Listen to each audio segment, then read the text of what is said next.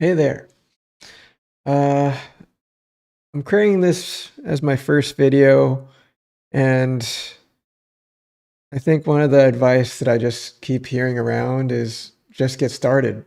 And so, even though this is just a raw cut video, um, I just want to throw something out there to help improve myself. And I think one of the reasons why I'm doing this is I initially created a product and it really didn't gain any traction when it came to marketing, getting people to use it, getting people to sign up for it. So I decided to just build in public. And one of the reasons why I started this YouTube channel was to initially market myself, my product, of course, and to just get more visibility out there because it's hard. Um, I tried posting on X and Reddit and several other forums, but really no traction here and there. Even Hacker News didn't really get anything from there. And so this is a hack to show my product out there, show myself, and show something that's real because we're going to live in an age of AI agents and AI generating everything. And so you don't really get much of the human aspect anymore. So, yeah, I think one of the things that I could talk forever about is just programming speed. And one of the techniques that I grew up with really started with the technique of learning how to learn. Um, I know there are people out there that had a really tough time trying to learn something from their teacher. And one of the best advice that I got from one of my uncles was just, you are your own best teacher. And you will be the one that will teach yourself practically everything. And whether it be by reading books, by watching videos, using AI, a lot of that is just going to jumpstart your your muscle memory of learning. You might not want to, you know, send it all off to make AI to do it, but you need to be able to think for yourself is one of my first pieces of advice. And from there, um, before AI existed, uh, one of the things that I learned in college um, was learning how to use a different operating system other than Windows. I grew up with Windows environments all my life and working in IT. And there was just one occasion where I worked at a company that was using a really old Linux system and as their network file share system. And no one knew how to log into it other than there was a password written on a post-it note. And when I use those credentials, I'm just, here looking at a console. And from there, I start searching the internet, Googling stuff. How do I use this system? It's called Ubuntu. And from there, I pretty much learned how the command line works, that there are more than things than just using a user interface. You could actually type in a terminal and type in commands to get the computer to do something for you and interact with it. And this was with no, browsers, no buttons to click on. It was just a terminal and your keyboard, and that was it. You just see a black screen and some text. And it really forces you to think outside the box of how do I really approach like interacting with this computer that I don't understand and what I could do to make it work for me and solve the problem. Because according to the business I was working for, this computer, this system, this server had some really critical data on it from the previous person that was in charge of it. And it was my job in IT to figure it out. And a lot of the figuring out was just, at the time, just Googling everything. And nowadays, it's just so easy. You could just ask AI, ChatGPT, Claude, etc., your question, and you get a valid answer. And with agents, it's able to do it for you automatically as well. But there are some folks that are obviously too scared to even type in the terminal, and that would be their first biggest milestone of breaking out of that shell of trying to learn how to learn. And a lot of that struggle really is the foundation of moving to the next step. And at least my next step in terms of the goal of coding faster, moving faster, using AI agents faster is learning what Linux is. And if you don't know what Linux is, well, you got some homework to do, because I, for one, maybe will teach you some concepts in the future, maybe with shorts, but I think I'm just going to leave the medium to just talking in this medium till I gain an audience, gain a community, because I want to start a community one day and I want people to follow me. I was part of clubs that got me into the security community of where I originate from now. And yeah, like, you may be asking yourself, why listen to me? And I could say you could learn a lot from me. And you could, one of the reasons why I'm getting you to listen to me is just how to learn how to code faster, how to use AI agents faster, how to use AI faster, how to use a computer faster. That is my goal. That's what I have been striving towards. And I'm going to tell you that you're going to be learning skills that you've never learned before. And one of the skills that really pushed me out of my comfort zone was knowing about keyboard layouts. Like, what is a keyboard layout? One of the main keyboard layouts that all I was raised up with is QWERTY, and it's used by most of the school system. But I could tell you that if I were to keep using that layout, I would have the same problem of getting a carpal tunnel disability. And knowing a different keyboard layout helped me, use my keyboard the way I wanted to so that I won't have any more pain. And that was one of the reasons why I learned a different keyboard layout.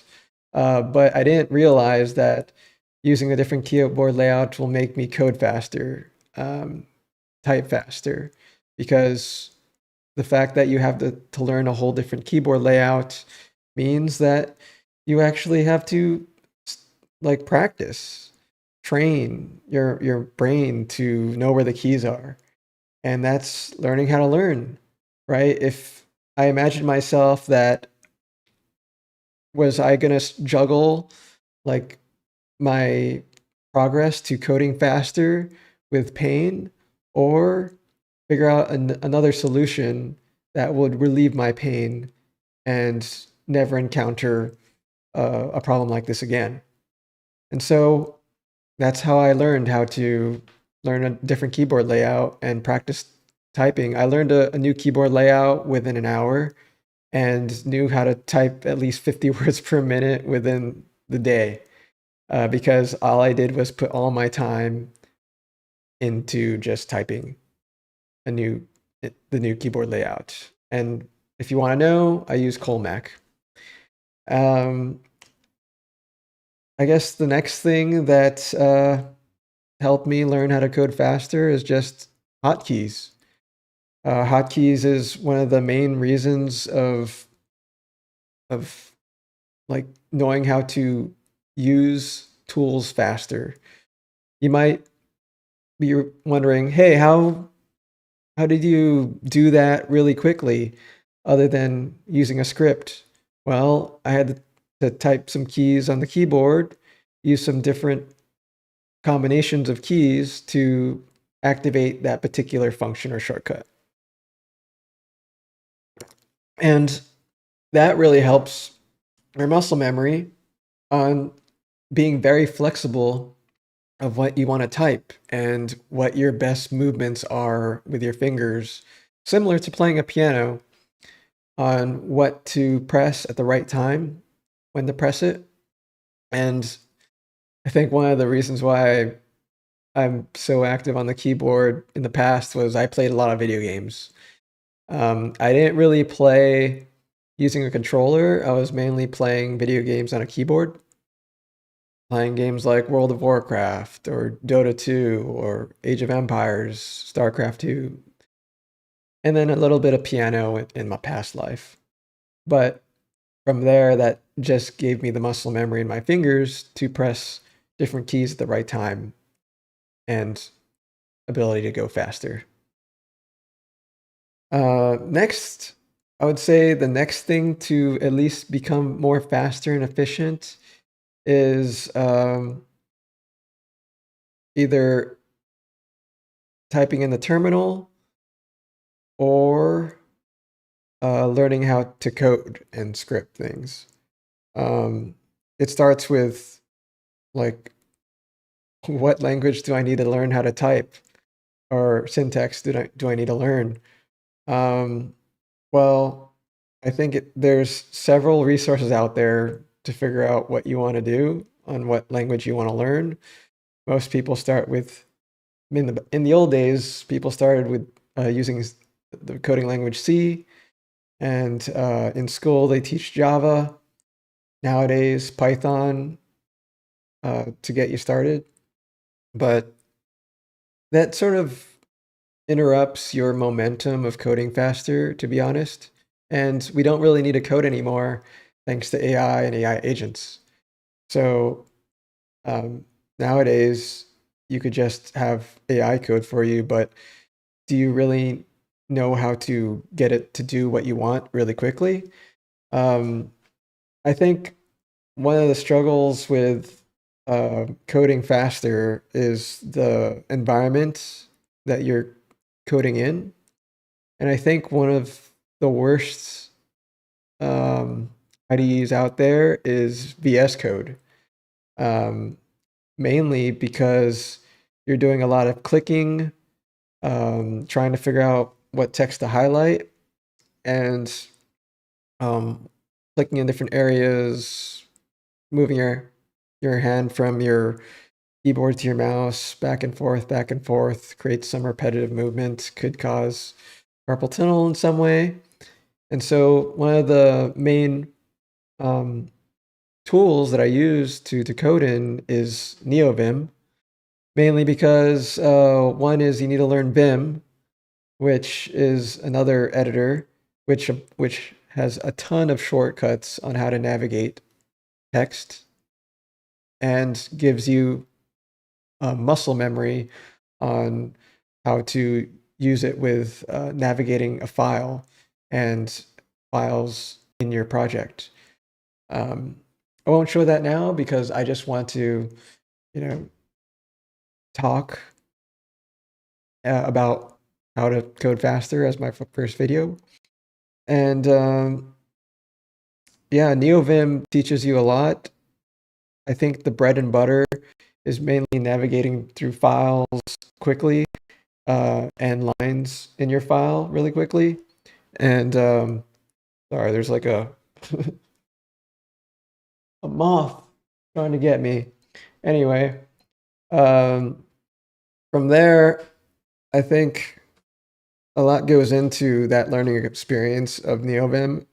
I don't want to take it away from you and teach you from scratch. I think going through the endless learning cycle of what's available out there in NeoVim will teach you a lot on your own. And like I said, you are your own best teacher.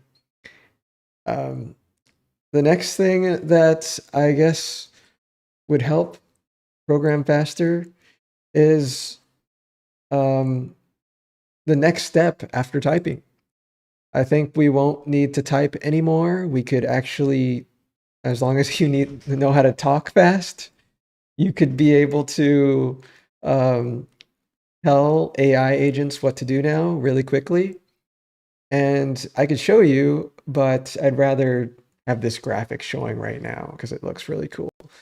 Because it is my product. And yeah, and it's nice and fascinating to look at. The other thing, let's see, I was on speech to text, was one of the main things that we'll be moving towards, and we'll be able to coordinate with several agents to code for you. I guess now on the topic of agents, you'll notice that if you were to use multiple AI agents, you're going to be able to, uh, you might run into being throttled, or you might notice that your AI agent is pausing and not doing what you want to do. And I think you need to be able to triage what's going on and what are the reasons why your AI is stopping working on this thing and that thing. That's probably one of the reasons why I created this product, was to be able to see what my AI agent is doing in real time and identify what are the things that it's doing wrong, because there are a lot of things that I know about computers and Linux that I don't want my AI agent to do. And so I created several rules to prevent that from happening. And that allows the AI to either ask me or force to use a different tool, etc. And that's part of how to use your AI agents faster, is identify what are the bottlenecks of its tool use. And if you identify, if you're able to triage that, you'll be able to use your AI agents faster. There's also like a rate limit. You might not know that most AI frontier model providers rate limit your requests per second that interact with your account, unless you're using, so there's two mediums, right? There's the subscription, and then there's API, and API is using it all your requests unthrottled, and um, the subscription does have the option to enable fast mode, but that will use up 2 to 3 times as many tokens as you would have provisioned for your account. And so there's that struggle between one or the other. And then there's the other option of using a weaker, lower effort type model. For example, for Claude, Anthropic's AI, they have the option to use different versions of models like Sonnet and Haiku. And so if you're most of the time when I'm using Claude, I use Opus Plan model, which allows all the thinking and architectural design of how you are planning to create your project first before writing the code. And so you would switch models to Sonnet or Haiku to code faster. And that works really well when you're not being throttled. But when you start creating more and more agents and sub-agents that are spawning, you'll notice that all your requests are getting slower and slower, because you might be going crazy like me and spawning several sessions at the same time. And that's one of the things that you have to be aware of, is how many requests are you making per agent, because that's going to eventually throttle you and get you, because there can only be so much token output that will impact performance. The next thing probably that you want to think about is context. I know you're going to hear this a lot from every YouTube video besides me, but you'll notice that every request made to the API and back and forth, and for Claude or OpenAI or your model to understand, is there's an exchange of content and context that are being exchanged back and forth to read your Claude code, your agent's MD file, your skills, your tools that are enabled. All that bloat will affect your speed and affect your token usage. I don't want to talk about token usage here. I just want to talk about speed, on how to get everything working as fast as possible. But yeah, the more context bloat that you have, the slower that your agent will be. And it sounds pretty obvious until, you start going crazy with your long conversations, which leads to the next one is like, try not to have long conversations with your AI. You should either start a new chat for every new task that you want to get done, which I hope by now they fix, because it sort of sucks having to clear your context, compact your context every single time.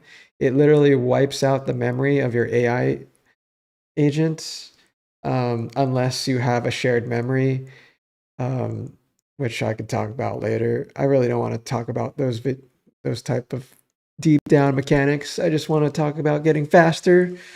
And I think the only thing stopping people from becoming faster now in the age of AI is money.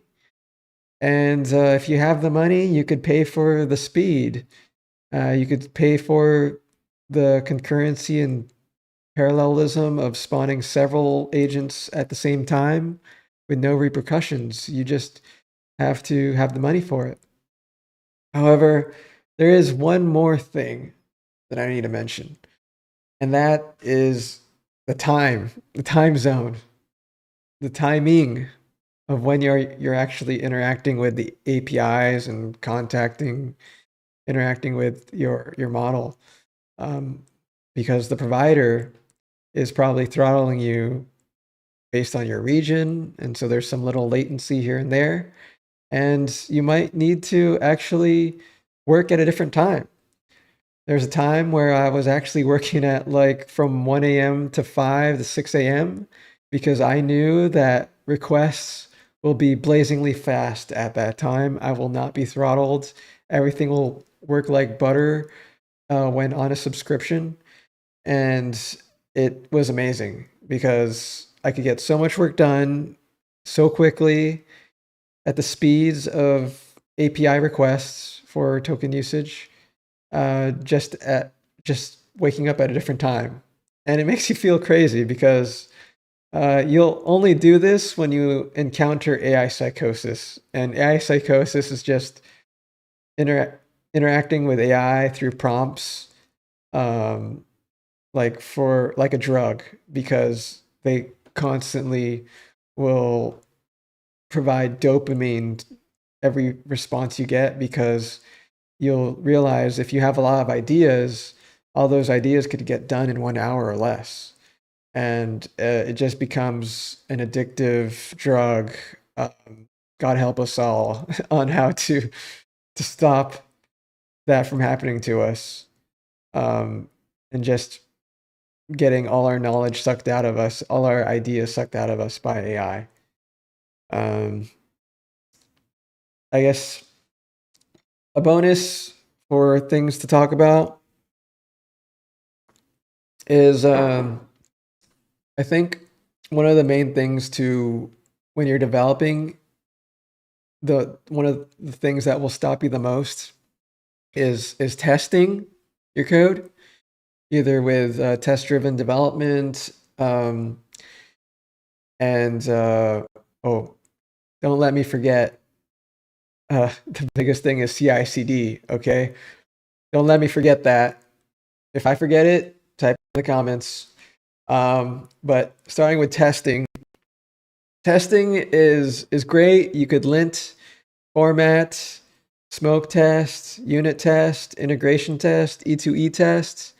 All of that can make your AI struggle because it could go into an infinite loop, testing and debugging, etc. So my piece of advice is maybe push testing towards the end, but at the same time, you should be able to tell your AI to create its own debugger for itself. A debugger goes really deep in the weeds of how a program works. But, with the fact that you could just spin up and tell your AI agent to create whatever tool you want, creating a debugger will allow your AI agent to identify how bugs were created and how to patch bugs before writing any code, which is a big piece of advice when you're working on back-end CLI tools and stuff. As for creating a UI and front end, I really recommend using something like Playwright made by Microsoft, or telling your AI agent to make its own screenshot utility in your tool, in your product, so that it could capture the screenshot, feed it to the LLM model, and they can self-iterate and self-learn when creating the UI. It might, obviously, doing all these tests slows you down dramatically.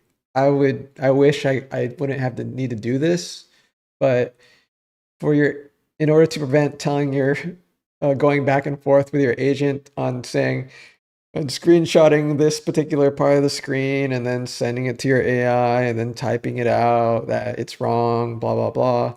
You could just get your AI to do it iteratively to make sure and verify it's working. So integration tests and E2E tests are like the main thing that will help speed up producing the output and outcome that you want from your AI agent. The next thing I would also recommend, I didn't forget, all right? I didn't forget. The next thing is CI/CD, all right? You might have heard of this thing called GitHub Actions, all right? It's pretty much the bane of all momentum of development. I can tell you not, this CI/CD concept, continuous integration, continuous development, has made developers spend hours and hours waiting on a computer to complete all the tests and builds tests and compiling of software and then publishing it and distributing it so that customers could use and download. That is the biggest hurdle. Okay. And I'm going to tell you how to make that faster. Okay. All right. Listen up. Listen up. You can hear me, right? You can hear me, right? Oh, too loud. Okay. The biggest thing is to not use a language like Rust that often. Okay, I started all of my projects in Rust when I got started AI agents, and it was the bane of my existence of like, why is my task taking so long to complete? Right, the code is written really quickly, but the compiling of the code takes a few minutes, and then when you need to distribute it, it takes a few more, and when you test it and iterate and test, it takes even more time. So I think what will save you a lot of time is to not use Rust as your main like backend type language unless you use it as a sidecar or use it with a framework that uses it, that will compile it faster and really quickly. And I won't say specifics on what frameworks to support, but because there's just so much out there, they're all good, they're all fast. But I really don't recommend it unless you use Rust as like a sidecar to inject or create a library to put in some other language or framework to make things faster. Because you'll spend so much time, hours, and your AI tokens will be melting and burning and to blaze just on this full iteration loop of compiling code. Not going to work out. It did not work out at all. So I know Codex is made in Rust, but God help them. They're not able to iterate fast enough because of compile time and speed. But they know it's safe. The product is safe. That's the only main reason why you use Rust is it's safe. It's compressed to create very small binaries and battle tested, so you'll know it'll work when it's compiled, and a lot of more stuff. There's like runtime errors that will be avoided, but you could still encounter runtime errors. Um, so picking a different language besides a compile heavy language is really recommended. So something like TypeScript will help. And another thing that I want to talk, so like there's using TypeScript and then there's TypeScript using Bun. So using something like Bun would help speed up the process of not having to create like clients for a particular database, because if you use Bun with SQLite, you're able to immediately develop with a database right away. It also comes with some built-in testing utilities, etc. A lot to say about Bun, but there's a lot of downsides about Bun too that I could talk about more. And I think one of the main things that I learned along the way with Bun is there's just so much bugs and runtime crashes that could happen.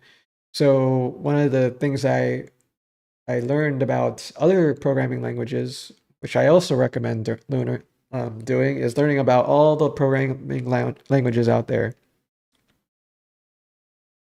You'll hear about the strengths and weaknesses about each one, and I can tell you that there is one really cool concept that I learned from a language called Elixir, and it tells you they have this. The language has the ability to update live production code like immediately without having to shut it down, which is crazy. Not to mention, there's a concept called a supervisor. If you read up on the language, uh, it will allow your code to crash and restart and self-heal. That is a feature that no other language comes with by default, and you have to massage your your program, your app to have this built in, because it's such a crazy feature that will save you tons and tons of time, because you don't know how much iterations I've been in with my app, my my projects, where I run into so much runtime errors and crashes. But if I had some way to deal with it, to heal with it, it'd make it so much faster. And I think AI agents might not really suggest it, so you actually have to tell it about this type of feature. I guess the next thing that will help with iteration speed, or at least programming speed in general, is the use of daemons. Daemons are pretty much listening at the edge of how programs communicate with each other. And I don't really know the heavy details in it. You'd have to ask AI to explain it better than I can. But it suggests that if you're at that bleeding edge of where sockets are created and programs communicate with each other, you'll be able to have better performance on startup speeds and performance. Other things that will help with that uh, is caching as well. Caching could be used at several areas of making your program and project, but caching also applies to different layers of application development, whether it be the network stack, software development stack, etc. And it could apply to memory or Oh, yeah, that's mainly what it applies to, is just holding all that data in memory or into an encoded file to easily like load up and understand. Talking out of my ass here, but that's some of the things that AI agents really recommend. Let's see, we're talking about speed here. What else will make us code faster? Okay, another thing. I guess the product's straight in front of me, right? It's observability, and observability is really the main bread and butter of like how you make sure your program is healthy and running properly, right? So if you're, I think if you listen to how stock trader, high frequency traders work, especially a company like Jane Street, they actually have an observability system that they rely on so much that if it's not working as expected, they don't trade at all without it. Crazy, right? Like, what if that's how valuable this observability system is? Because if there's anything wrong with their platform, their their projects, their apps, etc., they don't trade. And they know from experience that if they trade without observability, they're in for a bad time. Right. In for a bad time. Um, so that takes care of there's lots of things about observability to talk about. If you dig deep into it, you'll learn about trace metrics, flame graphs, uh, Prometheus as a possible alternative, um, and Grafana for open source type work. Lately, they're doing a lot of closed source stuff because they're a company now. But anyway, moving on. Observability is one of the main important stuff that you need to really do and implement into your lifestyle of how you approach your creating a project. That way, you know why things are working slowly, how much load it could handle, etc. Um, I think a lot. I could talk forever about observability because the projects that I run to with observability is at work I manage a data pipeline for all telemetry for all data sources, and if any of those data sources go down, we need to be able to triage what went wrong, right? And there's several areas of observability of a data pipeline that could go wrong.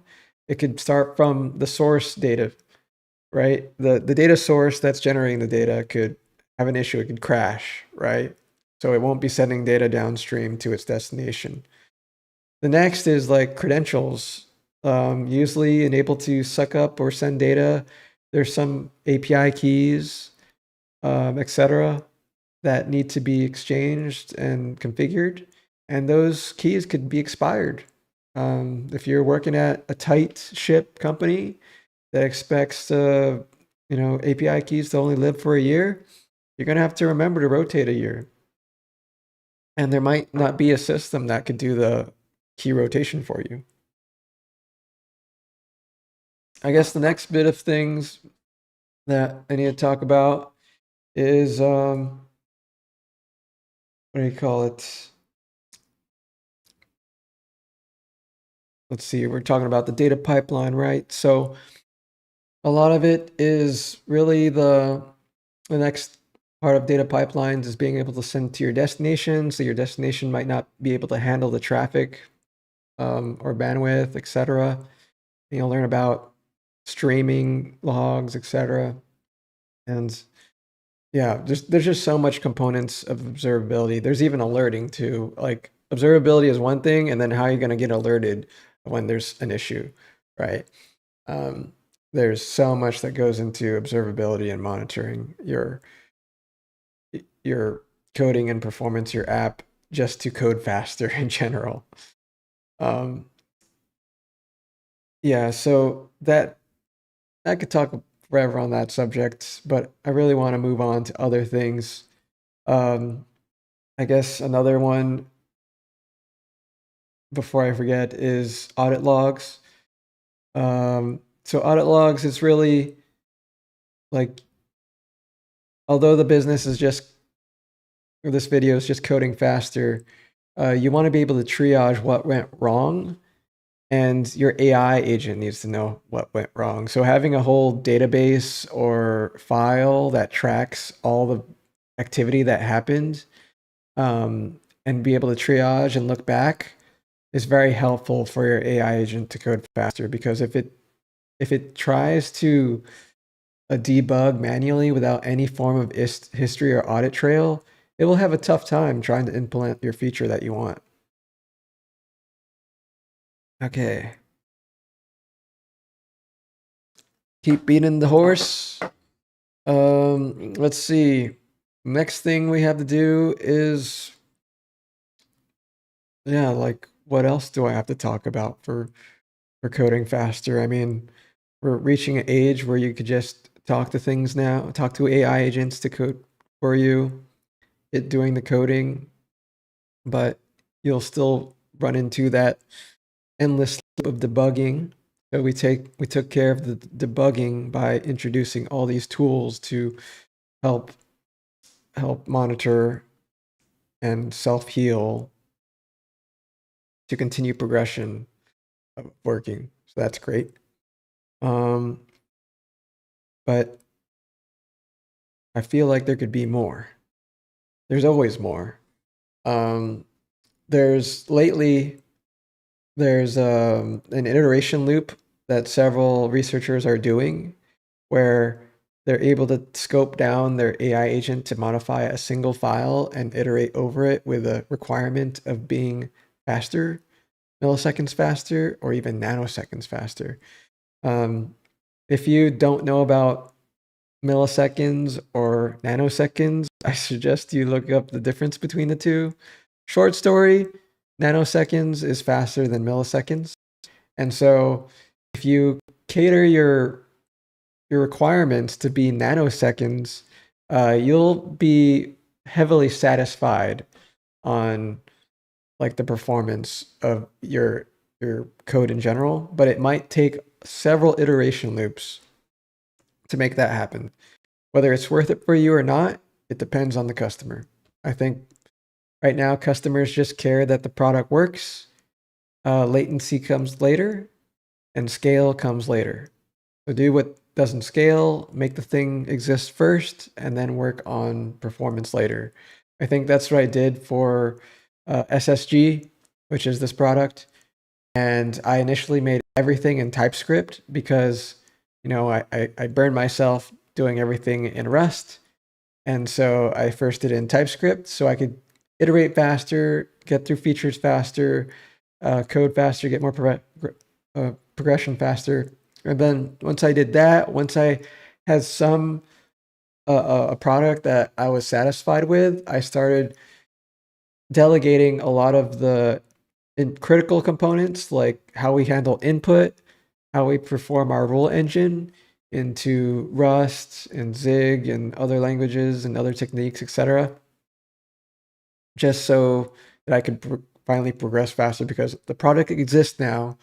Now I could optimize it to perform faster, perform better. I have the time to do so now. And that helps a lot. I guess I covered majority of one of the reasons why I want to help you code your project faster, code with AI faster. I think one thing that I didn't mention is, like, you could juggle different AI coding agent providers. I know I was coding with anti-gravity with and Codex and Claude Code and Cursor and Open Open Code and several others to try out. And I could tell you that nothing beats just sticking with one, and then, for example, using Claude Code for just coding and using other models for just generating content. I think one of the things that I observed with other models is uh, Google's Gemini 3.1 Pro is really fast at just dishing out content and actually searching Google to do deep research, but it sucks at coding. But it's really good at front end stuff, surprisingly. You get it to code some front end TypeScript stuff, it works really fast, and the outcome is pretty good. Surprising myself. And then it could even go faster using the Flash models, which like instantly knows what codes to type or stuff. But can't really trust it too much other than its performance speed to just dish out slop as fast as possible. But when you want, thinking and coding and architecture, you use something like Claude Opus to do the thinking, do the architecture, and then delegating, creating some work stream spec doc that could be executed in detail by a weaker model like Sonnet. But yeah, juggling between all of it, I think the thing that slowed me down the most was configuring each and every coding agent to behave what I liked it to behave. Like, for example, for permissions, what commands to do and what commands not to do. I was really tired of doing that, as well as updating the markdown file on the rules of how to do X, Y, and Z, and how to do my software development lifecycle properly when introducing a feature. I was really tired of that, which is one of the reasons why I created SSG to begin with. Is it's just one of those products that allows you to create the rules that you don't want it to do and enforce it at runtime. And so you don't, and it stays static between all providers. So you don't really need to juggle between anything. You just create your roles in your project, and SSG is loaded through hooks and MCP commands, and it will just work. But I could talk about that later. I guess that takes care of like using multiple IDEs and juggling with them.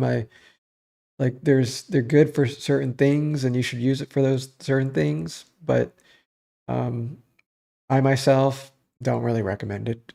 There's that juggle between, using all your tokens for your provider that you got, or risking your project breaking completely because of that.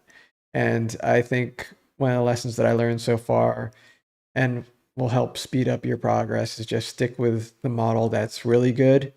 In this case, it's Opus, and then Sonnet for execution, and then generating content with other models. I tried, the latest and greatest, and they're not so good right now. They will eventually, but they're really good at dishing out design, content, flop. But yeah, is it really worth it if you're going to break your project? Probably not.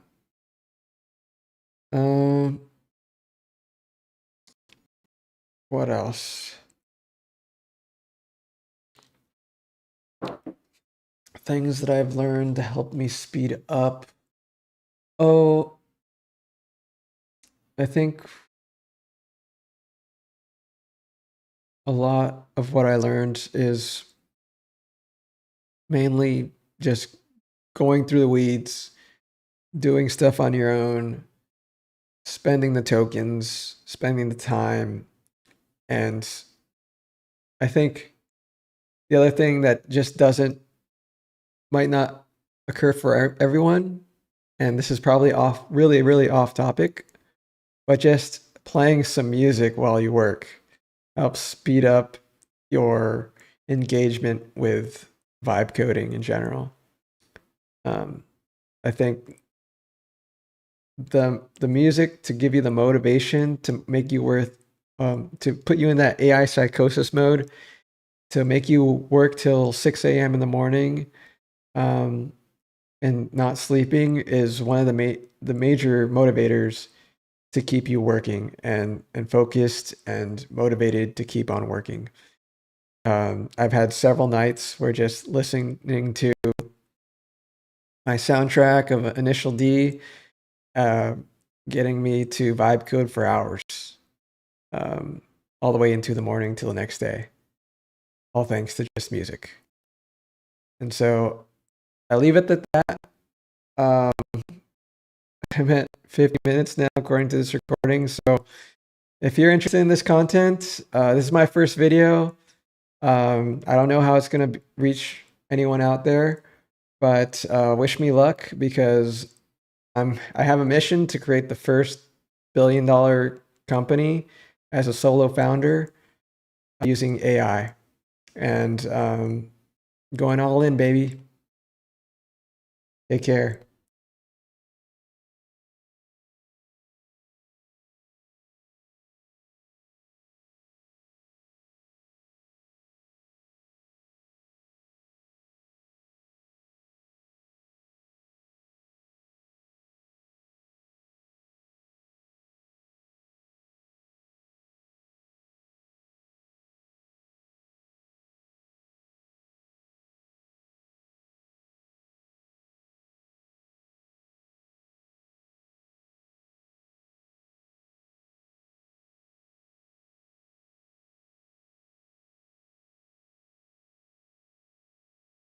Hey there.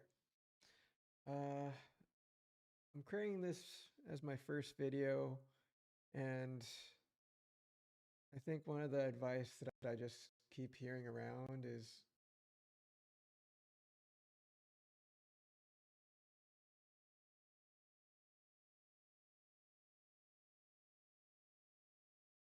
hey there.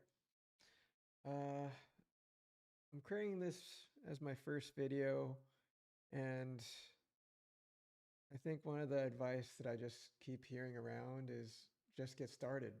And so, even though this is just a raw cut video, um, I just want to throw something out there to help improve myself. And I think one of the reasons why I'm doing this is I initially created a product and it really didn't gain any traction when it came to marketing, getting people to use it, getting people to sign up for it. So I decided to just build in public. And one of the reasons why I started this YouTube channel was to initially market myself, my product, of course, and to just get more visibility out there because it's hard. Um, I tried posting on X and Reddit and several other forums, but really no traction here and there. Even Hacker News didn't really get anything from there. And so this is a hack to show my product out there, show myself, and show something that's real because we're going to live in an age of AI agents and AI generating everything. And so you don't really get much of the human aspect anymore. So, yeah, I think one of the things that I could talk forever about is just programming speed. And one of the techniques that I grew up with really started with the technique of learning how to learn. Um, I know there are people out there that had a really tough time trying to learn something from their teacher. And one of the best advice that I got from one of my uncles was just, you are your own best teacher. And you will be the one that will teach yourself practically everything. And whether it be by reading books, by watching videos, using AI, a lot of that is just going to jumpstart your your muscle memory of learning. You might not want to, you know, send it all off to make AI to do it, but you need to be able to think for yourself is one of my first pieces of advice. And from there, um, before AI existed, uh, one of the things that I learned in college, um, was learning how to use a different operating system other than Windows. I grew up with Windows environments all my life and working in IT. And there was just one occasion where I worked at a company that was using a really old Linux system and as their network file share system. And no one knew how to log into it other than there was a password written on a post-it note. And when I use those credentials, I'm just, here looking at a console. And from there, I start searching the internet, Googling stuff. How do I use this system? It's called Ubuntu. And from there, I pretty much learned how the command line works, that there are more than things than just using a user interface. You could actually type in a terminal and type in commands to get the computer to do something for you and interact with it. And this was with no, browsers, no buttons to click on. It was just a terminal and your keyboard, and that was it. You just see a black screen and some text. And it really forces you to think outside the box of how do I really approach like interacting with this computer that I don't understand and what I could do to make it work for me and solve the problem. Because according to the business I was working for, this computer, this system, this server had some really critical data on it from the previous person that was in charge of it. And it was my job in IT to figure it out. And a lot of the figuring out was just at the time, just Googling everything. And nowadays, it's just so easy. You could just ask AI, ChatGPT, Claude, etc., your question, and you get a valid answer. And with agents, it's able to do it for you automatically as well. But there are some folks that are obviously too scared to even type in the terminal, and that would be their first biggest milestone of breaking out of that shell of trying to learn how to learn. And a lot of that struggle really is the foundation of moving to the next step. And at least my next step in terms of the goal of coding faster, moving faster, using AI agents faster is learning what Linux is. And if you don't know what Linux is, well, you got some homework to do because I, for one, maybe will teach you some concepts in the future, maybe with shorts, but I think I'm just going to leave the medium to just talking in this medium till I gain an audience, gain a community, because I want to start a community one day and I want people to follow me. I was part of clubs that got me into the security community of where I originate from now. And yeah, like you may be asking yourself, why listen to me?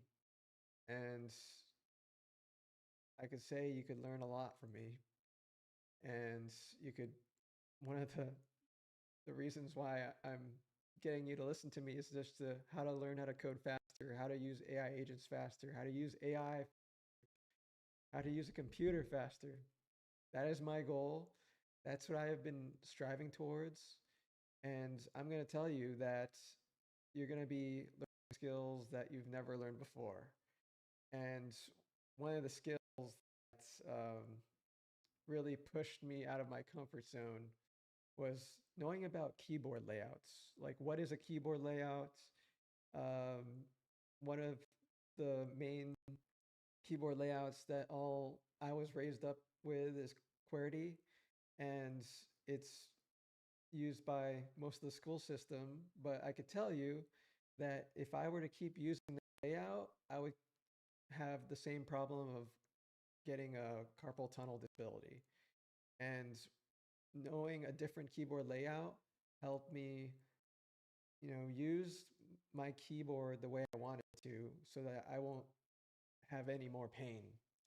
And that was one of the reasons why I learned a different keyboard layout.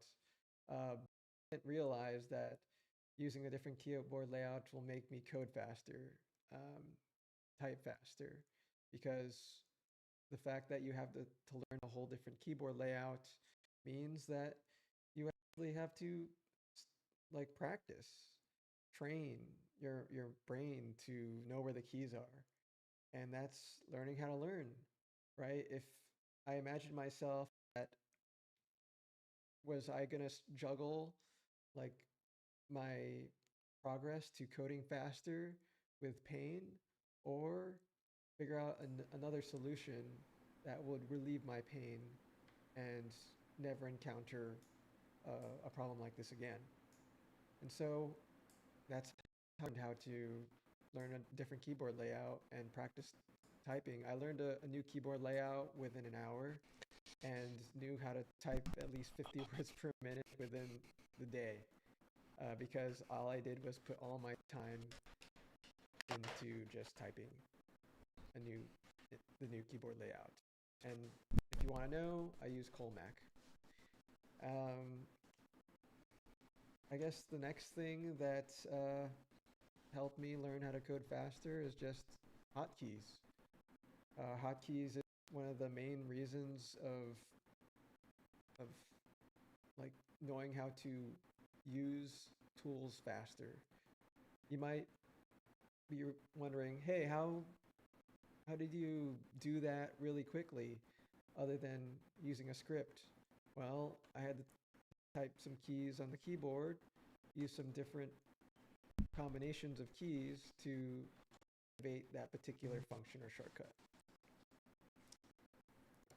And that really helps muscle memory on being very flexible of what you want to type and what your best movements are with your fingers, similar to playing a piano, on what to press at the right time, when to press it.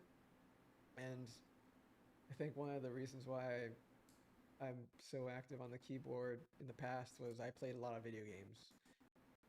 I didn't really play using a controller. I was mainly playing video games on a keyboard, playing games like World of Warcraft or Dota 2 or Age of Empires, StarCraft 2, and then a little bit of piano in my past life. But from there, that just gave me the muscle memory in my fingers to press different keys at the right time and ability to go faster. Next, I would say the next thing to at least become more faster and efficient is either typing in the terminal or learning how to code and script things. Um, it starts with like, what language do I need to learn how to type, or syntax do I need to learn? Um, well, I think there's several resources out there to figure out what you want to do on what language you want to learn. Most people start with, in the old days, people started with using the coding language C, and in school they teach Java. Nowadays, Python to get you started. But that sort of interrupts your momentum of coding faster, to be honest. And we don't really need to code anymore thanks to AI and AI agents. So um, nowadays, you could just have AI code for you, but do you really know how to get it to do what you want really quickly? Um, I think one of the struggles with coding faster is the environment that you're coding in. And I think one of the worst um, IDEs out there is VS Code, um, mainly because you're doing a lot of clicking, trying to figure out what text to highlight, and um, clicking in different areas, moving your hand from your keyboard to your mouse, back and forth, creates some repetitive movement, could cause carpal tunnel in some way. And so one of the main um, tools that I use to decode in is NeoVim, mainly because one is you need to learn Vim, which is another editor, which has a ton of shortcuts on how to navigate text and gives you muscle memory on how to use it with navigating file and files in your project. Um, I won't show that now because I just want to, talk about how to code faster as my first video. And yeah, NeoVim teaches you a lot. I think the bread and butter is mainly navigating through files quickly and lines in your file really quickly. And sorry, there's like a moth trying to get me. Anyway, uh, from there, I think a lot goes into that learning experience of NeoVim. I don't take it away from you and teach you. I think going through the endless learning cycle of what's available out there in NeoVim will teach you a lot on your own. And like I said, you are your own best teacher. Um, the next thing that I guess would help program faster is the next step after typing. I think we won't need to type anymore. We could actually, as long as you know how to talk fast, you could be able to um, tell AI agents what to do now really quickly. And I could show you, but I'd rather have this graphic showing right now because it looks really cool. My product, and yeah, and it's nice and fascinating to look at. The other thing, let's see, I was on speech to text was one of the main things that we'll be moving towards, and we'll be able to coordinate with several agents to code for you.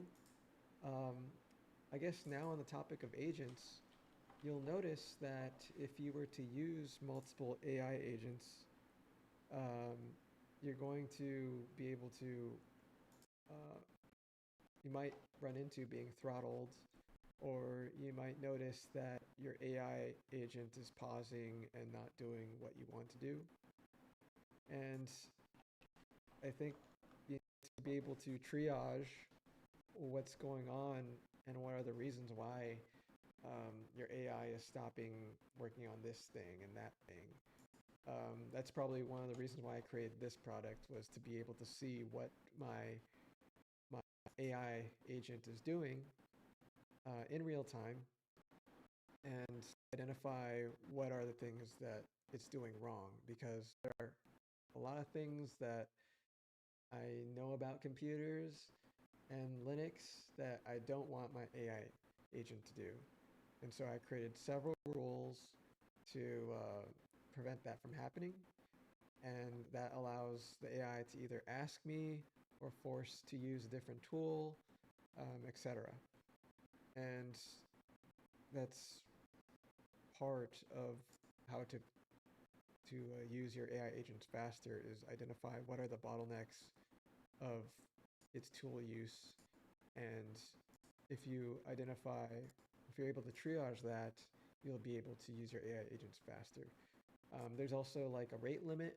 You might not know that most AI frontier model providers rate limit your requests per second that interact with your account, unless you're using, so there's two mediums, right? There's the subscription, and then there's API, and API is using use it all your requests unthrottled, and um, the subscription does have the option to enable fast mode, but that will use up 2 to 3 times as many tokens as you would have provisioned for your account.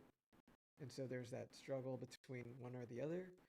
And then there's the other option of using a weaker, lower effort type model.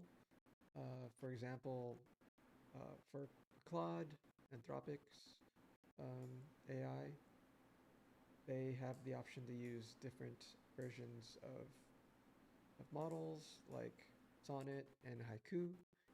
So if you're most of the time when I'm using Claude, I use Opus Plan model, which allows all the thinking and architectural design of how you are planning to create your agent to identify how bugs were created and how to patch bugs before writing.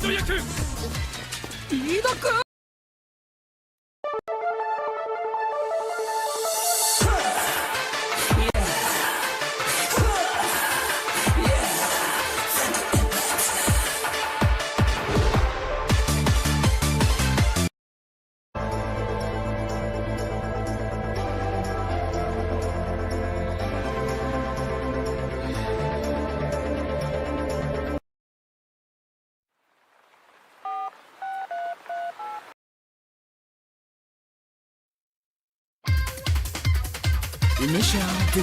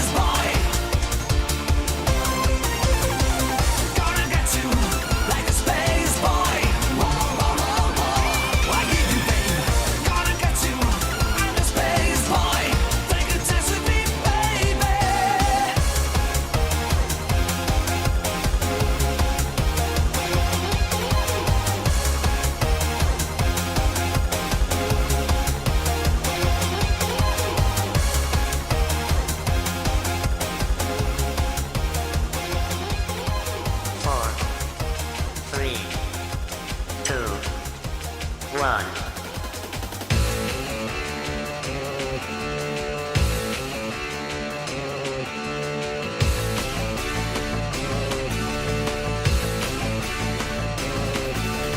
No one's sleeping Tokyo. All night crossing the line. No one quit the radio. Tokyo is on fire.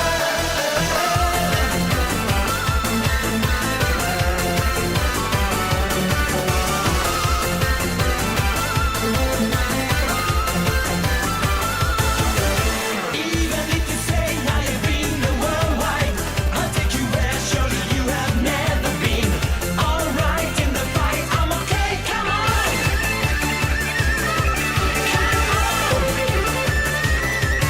I need you to update. it's breathable.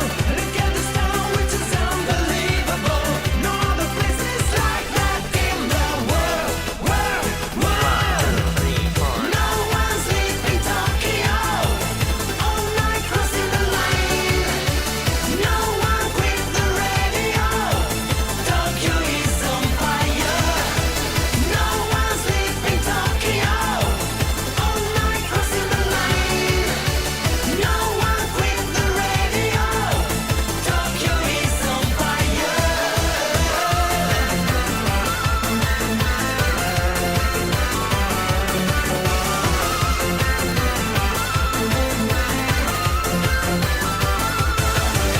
Turning to the left is a chicks and red lights, and to the right crazy music everywhere.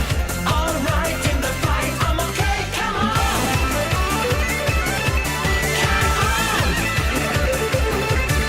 hey, do you feel the light? It's breathable.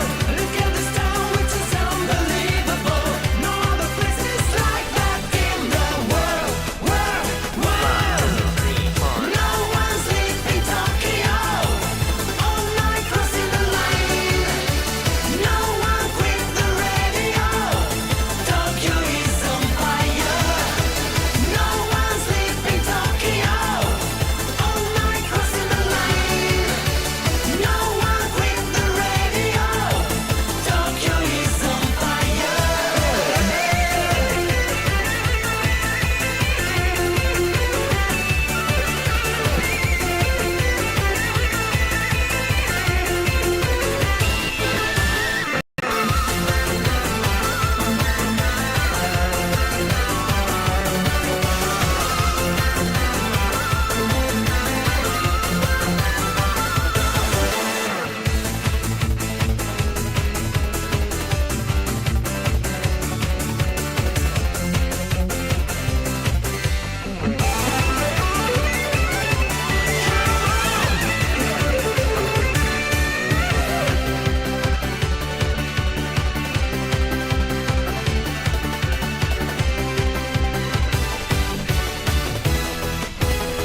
One, two, three, four.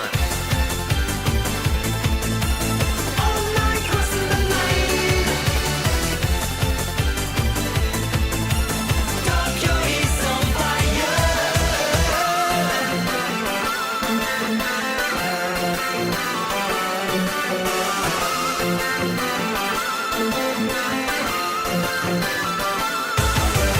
Hey, do you feel the light? It's breathable.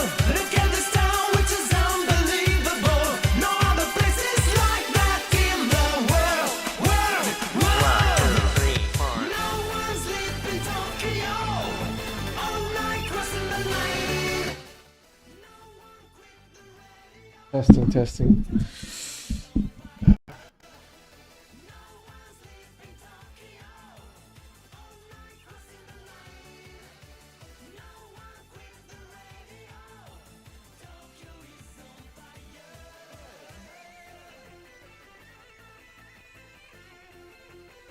I need you to evaluate the code base and progress on our project, our product, service, and platform, and tell me what I need to do to move forward towards our goal of being a $1 billion company as a solar founder, vibe coding all our tools.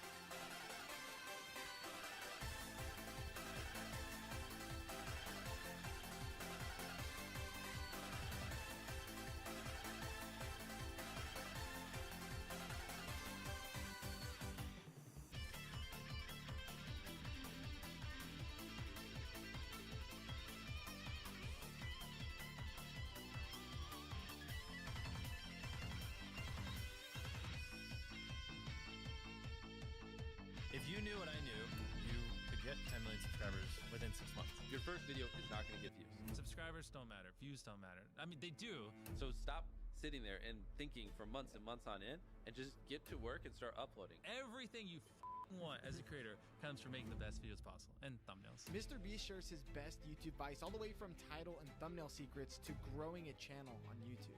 It's much easier to get 5 million views on one video than 50,000 views on 100 videos. He also reveals how he's able to hook in viewers in his videos and what he would do if he started over from scratch. What advice would you give yourself when you were starting out? Your videos suck. You think your videos are good, but they suck. You know, they just do. And the sooner you learn how to make good, great videos that people actually want to watch, the sooner you'll get views.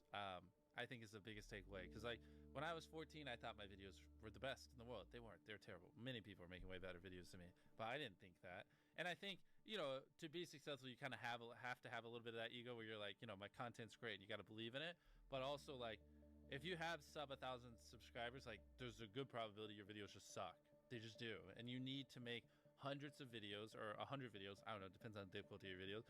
Improve something every time and just like get to the point where they don't. When you make good content, you'll blow up. It's not the algorithm. It's not anything. It's just like me and most people who are in my position, you just make terrible videos. And that's okay because you got to make a bunch of videos and improve over time to be great. Like you don't just pick up a baseball and become an MLB level athlete within a year. You know, it takes many, many, many years. And YouTube's kind of the same way. A lot of people get analysis paralysis and they'll just sit there and they'll plan their first video for 3 months. And yeah, I'm any of you listening, if you, especially if you have 0 videos on your channel, your first video is not going to get views, period. It's not. Your first 10 are not going to get views. I can very confidently say that. So stop sitting there and thinking for months and months on end and just get to work and start uploading. Like all you need to do, this applies to people who have not uploaded videos but have dreams of being a YouTuber, is make 100 videos and improve something every time. Do that. And then on your 101st video, we'll start talking like maybe you can get some views, but you know, your first 100 are gonna suck. There are very freak cases like Vibecoding or Emma Chamberlain who have really good personalities and it doesn't take them as many videos. And it's just like people who are 7'5" and making the NBA. Like, yes, there are freak cases you can find, but for the average person like us, you know, who don't have these exceptional personalities and, you know, backgrounds in filmmaking, just make 100 videos, improve something each time, and then talk to me on your 101st video. How do you improve something each time? The second one, just, I don't know, put more effort into the script. The third one, try to learn a new editing trick. The fourth one, try to figure out a way that you can have better inflections in your voice. The fifth one, try to, you know, study a new thumbnail tip and implement it. The sixth one, try to figure out a new title. There's infinite ways. That's the beauty of content creation online. There's literally infinite ways, from the coloring to the frame rate to the editing to the filming to the production to the jokes to the pacing to every little thing can be improved, and they can never not be improved. There's literally no such thing as a perfect video. What YouTube wants is they want people to click on a video and they want to watch it. Like at its core, that's what it is. Now you can like draw little lines and go as deep as you want into how to get people to click and to how to get people to watch. I mean, essentially by studying the algorithm, you'll learn that you're more studying human psychology, right? What do humans want to watch? Anytime you say the word algorithm, just replace it with audience and it works perfectly. Like the algorithm didn't like that video. No, the audience didn't like that video. Literally, that's it. If people are clicking and watching, then it gets promoted more. And that's literally all the algorithm does, is reflect what the people want to a T. And if you deny that, you just make terrible videos and are trying to find a scapegoat. What makes for a good title? Short? Not just short. It's also, if someone reads it, are they like, do they have to watch it? Is it just so intrinsically interesting that it's just gonna with them if they don't click on it? You know what I mean? Ideally, it's a title also that, you know, because the titles don't live in a vacuum, right? So it has to lead into the content. So ideally, the title represents content that you would want to watch for 20 minutes. So if it's a 20-minute video and the title is "I stepped on a bug," the click-through rate is going to be much lower than if it was like a 5-second video. Like even nuances of the length of the video based against the title will affect whether people want to click it, because sometimes they just don't add up. Is that, yes, ideally you want it below 50 characters, because above 50 characters on certain devices, you run the chance of it going ... So like, I took a light pole and I saw how many dollar bills I could stack on top, and they would just go ... because it's too long and it can't finish it. And that's the worst thing, because then people don't even know what they're clicking on, and so it's going to do even worse. Short, simple, ideally, and just so freaking interesting they have to click, and it is a good segue into the content, and it represents the length of the content. The more extreme the opinion, typically the higher the click-through rate. If you can like pay it off in the content, then it just supercharges it. So like, Oh, so you have a kind of estimate of the here, extreme. like this water, right? You're like, Fiji water sucks. Yeah. That would do fine. But if you said Fiji water is the worst water I've ever drank in my life, Yeah. way more extreme opinion would do way better. But you have to deliver. Yeah, but then you have to deliver, because the more extreme you are, the more extreme you have to be in the video. I heard you guys talking about autoplay on YouTube, Yes. and I've never considered it. I've always thought about the thumbnail, but now on YouTube, videos automatically play. Of course. So before you film a video, what is the thumbnail? What is the video? And then what's the first 5 seconds? And then what's the first 30 seconds? You know, by the first Yeah. 5 seconds is like goes with the thumbnail.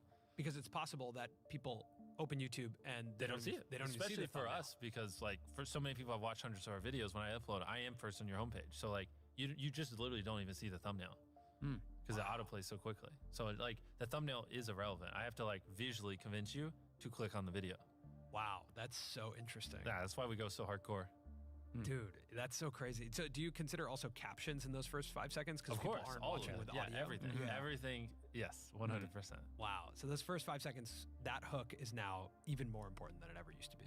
Oh, 100%. Yeah, before it was important because you had to convince people to watch. Yeah. Now you have to convince people to click and watch at the same time Whoa. with the first 5 So seconds. that's driving CTR now too. Yeah, It is, interesting. 100%. Wow. I roast that a lot of people who like have boring first 5 seconds. It's brutal. Your title and thumbnail set expectations, and at the very beginning of the video, to minimize drop-off, you want to assure them that those expectations are being met. If you click on a video where, you know, of his, where it's like, Tether is a scam, and then at the very beginning he starts talking about literally anything else, then you are like, oh, this is bullshit. This isn't what I clicked on. But if at the very start of the video you go, Tether is a scam, and I'm going to teach you why, then it's like, okay, you match the expectations. So at the very beginning, match the expectations, and then you want to exceed them. So you want to assure people that what they clicked on is what they're getting, and then blow their mind and be like, but you're also getting even more. That's how you lower drop off, which a lot of people, sometimes it takes them like 20 seconds to really meet the expectations. And so you lose, like, that's where you're going to lose everyone. Everyone's videos start like this, and then it levels off. So you want to reduce the amount of people that click off on the audience retention graph. I hope you're popping up graphs while I'm saying this, so it's easier for people to visualize. We really should drill this home, because like the number one thing is like retaining as many people as possible at the start. Because like envision a chart where you lose 35% of your viewers in the first 30 seconds, and then envision one where you only lose 20%. That's 15% more people that are watching, you know, throughout the video than not. And it's not like you made the whole video like a bunch better. You just had a more strategic intro that hooked them. I'm struggling to put this into words and like to really impose how important that is, but like that 15% difference in viewership really does make the difference between hypothetically like 2 million views on a video and like 10 in my head. The thing people undervalue the most is literally the first 10 seconds of the video. Like, Yeah. I think I can quote it. I tied up an FBI agent and I have $100,000 in this bag. Here's a knife. Good luck. And I just run away. Like, it gives you everything you need. Yeah. No wasted words, short and concise, and then tension. You basically want to remove every dull moment. You probably want to find the 10 most critical people you know, make them watch the video and just roast it. You know, certain things like if I just talk to a camera for 10 seconds without a cut, like a lot of people will just like get bored or they'll lose interest. So like having a B cam and a C cam and just, you can just talk for 10 seconds, but 3 seconds in cutting to a B cam and then a C cam, like now it's more interesting, even though it's essentially the same thing and not that crazy. But you want to have good pacing. Typically having a payoff at the end keeps them, right? Last sleeve circle wins 10 grand. If there is a low moment halfway through, you're going to watch to the end because you want to see who wins the 10 grand. So having a good payoff at the end. How do you keep viewers watching and, you know, happy with the video? I would say just give them why they clicked, tell them why they should watch, and then just stick on topic. Like that right there isn't even super complex, but that would already put you in the upper echelon of YouTube. It's hard for a lot of people. People, for whatever reason, like they just drag it out. A lot of vlog channels do it. It's like eating $100 ice cream, and they'll be like, "I'm gonna eat $100 ice cream." But first, and then it's like earlier in the day, and it's just stuff that has nothing to do with what you clicked on. It's like them birthday shopping for their mom, and it's like that's not why I came here. Now, if you're looking to grow your YouTube channel, I gotta tell you about this before we get into the rest of Mr. Beast Genius Advice. And that is that we at Think Media are doing a free YouTube challenge to help you grow your first 1,000 subscribers on YouTube or make your first $1,000 on YouTube. To sign up for free, all you have to do is go to tube1kchallenge.com or check out the link down in our description. During this free challenge, Sean Cannell, the founder of Think Media, is going to be showing you guys how to grow your YouTube channels and make money online with YouTube. So click on the link to sign up today or to check out when our next challenge is going to be. Okay, let's get back into the video. What's interesting is the longer people watch something, the more likely they are to keep watching. So you don't have to try as hard in the hypothetically back half of a video as you do in the front. Like even right now, we're so deep into this where a lot of people listening are probably just going to keep listening relatively close to the end unless we just have a really boring part of this conversation because they're just in it. They're immersed. And so a big, like, to really boil it down to a simple level, you just want to get people where they're immersed in the content and then just kind of hold them there. The thing is, it's all knowledge. It really is. And like every time I say this, people debate it to the end of time on Twitter, but I don't care. Like I could start a new channel tomorrow with not using my face or my voice, like without ever promoting it, and in 6 months have 20 million subscribers. I just could. Yeah. It's purely knowledge. Like if you knew what I knew, you could get 10 million views a video and you could get 10 million subscribers no matter where you are right now within 6 months. It really is just knowledge. And I can already tell you 90% of the people watching, they don't agree with that. They don't. And everyone has excuses and they're always like, nah, YouTube just doesn't work like that, Jimmy. You don't understand. But I mentor a lot of people. I see it even to this day. I still see it all the time. It is possible. It is simply knowledge. And the second you accept that it is knowledge and you start your, for me, 10,000 day journey of learning, for you, whatever it is, if you want to be less hardcore, but, and like actually figuring out, you know, what makes a good video, what does my audience want, how can I elevate? And then you take that knowledge and you just assume that I will never understand what the perfect video is. And every single day I just need to be devoted to learning as much as possible and improving as much as possible. And I got to improve every video as much as I can. Then there you go. There are tons of viral ideas that people can do that don't require money. It does not require money to go viral. Like at one point, one of my most viewed videos was like spending 24 hours in a desert.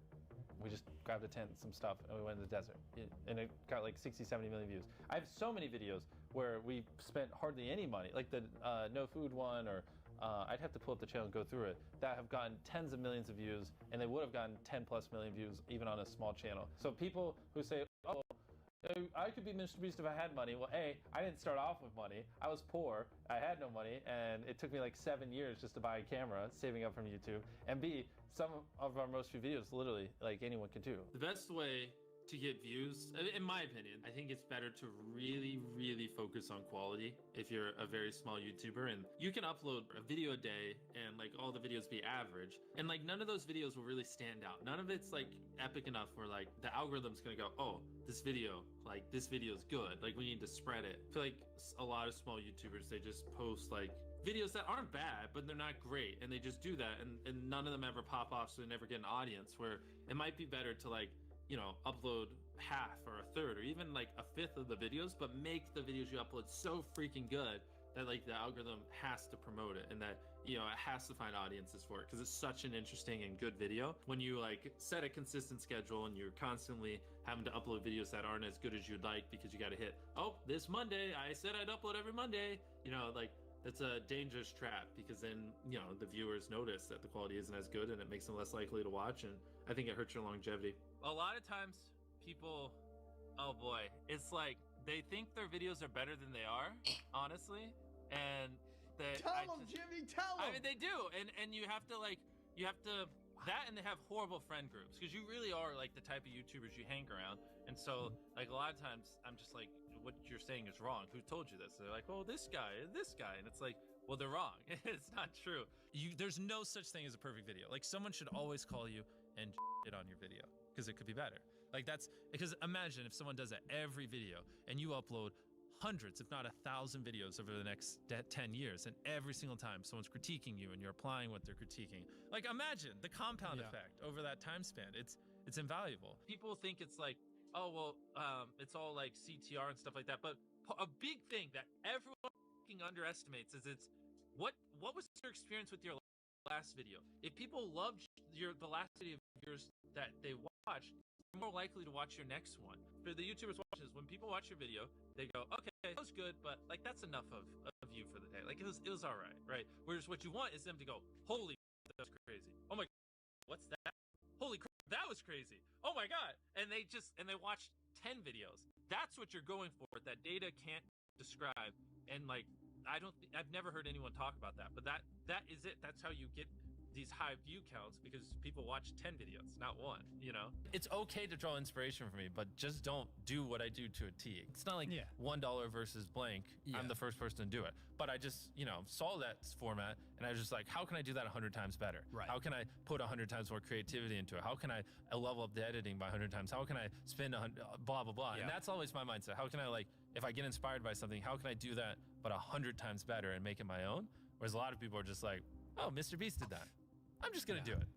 You know? Yeah, how do I make a good thumbnail? How do I get people to click my video? You want it to be simple. You want them to be able to, like, when they're scrolling through their suggested or homepage or whatever touch point, you want them to instantly be able to understand what you're conveying. And you want them to feel some type of emotion. You know what I mean? The way I like to phrase it is you want to make it so interesting or spike their curiosity or whatever emotion so much that, like, if they don't click it, they'll wonder, you know, when they're before they go to bed, like, what happened? You know what I mean? Like an example would be like, if you uploaded a video, I rode a skateboard with 1,000 other people on it, and like people are falling off the side or whatever. And I'm envisioning like a giant skateboard, like hanging on the side of it.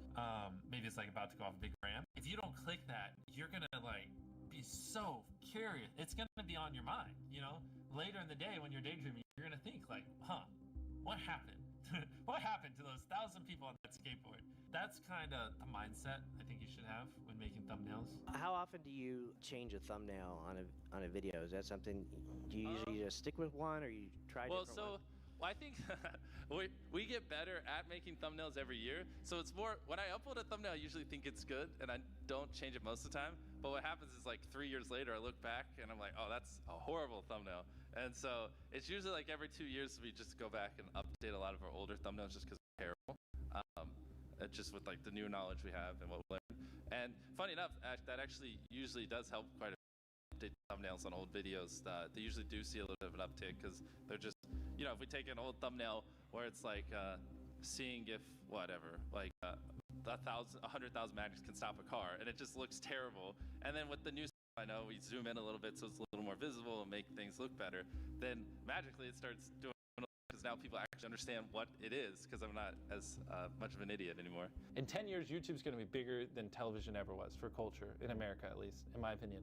And so I think a lot of people underestimate that, and I don't think people really understand just how, like, to be one of the top creators on the biggest social media platform, and that will also be the biggest in 10 years during that whole time, like the amount of value and how crazy that is. Like, you don't need a network, you don't need you know, to go through people. You just are. You can do whatever you want, and you can influence people how you want. It's just wild. It's mind-blowing, and you can leverage that to build businesses, or, you know, like do things like Beast Philanthropy or whatever. I think like people don't realize just how much influence the top YouTube channels have. No one's ever gonna do what I do better than me. Like, it's just not. It's not even humanly possible. Like, I reinvest every penny I make. Yeah. I work every hour I'm awake. I devote every atom in my brain to solving this. I hire the best people on the planet. I've been doing this for 14 years, and I think in decades, not years. So I'm going to be doing this for another 20, 30 years, not 2 or 3. So no, the next me isn't going to be me, because no one's going to do what I do better than me. It's not possible. If I thought someone was doing better than me, I'd just start sleeping less so I could work even more. Like, I'd figure it out. I don't give The barrier to entry to be you is extremely high. Yeah. Right? Especially where you're Well, at it's just because I'm all in. I'm crazy. Like, people shouldn't be me. I don't have a life. I don't have work-life balance. My personality, my soul, my being is making the best videos possible, entertaining my fans as best as I can. Like, that is what exists on this planet. And I don't recommend it. You know what I mean? Like, you should have work-life balance. You should not devote your entire life to this one thing. Like, go have fun. Like, you know, I'm miserable a lot of times. I have a mental breakdown every other week because I push myself so hard. Like, I don't recommend it, you know. What do you think gets us to 1 million subscribers? Well, subscribers is an arbitrary number. Okay, so that doesn't matter. million views a video. No, you should ask me, what helps us make the best videos possible? That's the only question you should ask me. Subscribers don't matter. Views don't matter. I mean, they do, but all that comes. Everything you want as a creator comes from making the best videos possible, and thumbnails. But it's easier to, you know, make thumbnails. The video part's the hard part, and that's the thing that you're known for. Ask, how can I make my videos better? Do that every single day for years, and then you'll probably get views.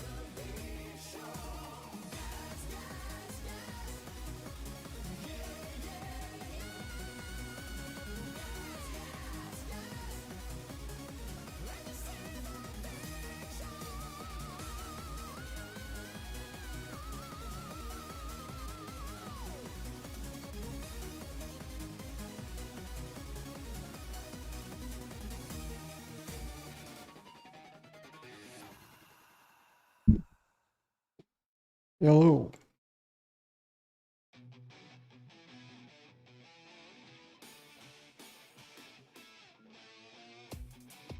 Can you hear me? Yeah, looks like you can. What am I making? Pretty much AI coding agent guardrails. Have you used a coding agent before, like Claude Code or OpenAI Codex or Anti-Gravity?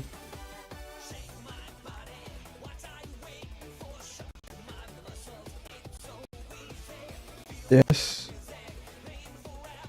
Yeah, so pretty much it's like a guardrails for the tool use. So every time your AI agent or coding agent uses a tool, my solution is to create rules and enforce them at runtime. So every time your AI agent uses a tool to like use a bash command, you could create some filters to prevent that command from being executed or forcing it to use a different tool instead. So check it out. It's free. I'm not sure why my bot isn't working, but it's just SigmaShake.com. And it should take you to a site to try it out. I haven't actually gotten users to try it out yet, but I did see one person log in. So not really sure if it's working for everybody else, but it works for me. It does give you some really cool graphics on inspecting what your agent is doing. I give you a lot of tools to do that. But yeah, your coding agent uses a lot of tools and sometimes you don't know what's going on. And this usually helps out. Like, depending on what coding agent you use, I try to support all the AI agents possible using hooks and MCP servers. So yeah. Something similar. Yeah. Let's see if there's what they're doing. NPC? What do you mean by NPC? Let me lower this music. I could barely hear myself.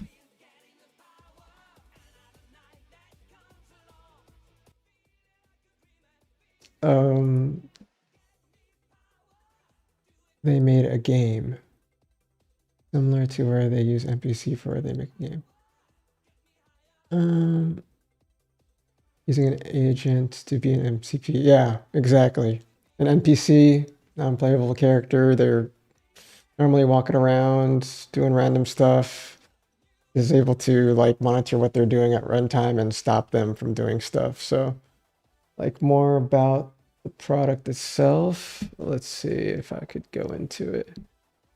Like, so usually you could define a bunch of tools or rules on what you want your AI agent to do and not do. Especially while coding, it does a lot of like bad practices, and I create a bunch of rules to enforce those practices. And so I leave it up to the developer to create whatever rule that they want. And yeah, developers have the control to control their own agent. I even created like a hub of different packs for different languages that you could install to inspect, to enforce like safe patterns or block unsafe patterns while your agent is working. And you could also make it ask for approval before like blocking or allowing something. I'm still ironing out a lot of stuff. But yeah, it's still in an alpha beta stage. I've only been making it for like a month right now. Yeah, I've been doing this for like a month. So I just paid for Claude Code, and just, coding something up. Thanks for stopping by. I could also chat with you too. I think should be able to send a message from here. Let's see if that worked. I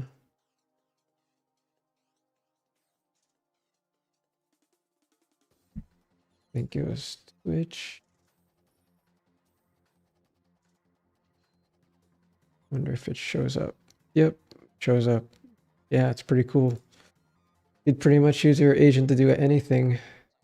Pretty cool. Yeah, I pretty much like have my AI agent managing my Discord for me. Or not Discord, my Twitch channel, YouTube channel, Discord too. Not yet though, but eventually we'll get there.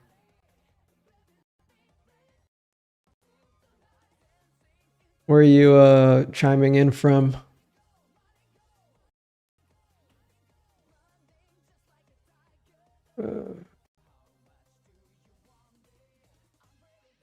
Bay Area near SF? Oh, we're in the same area then.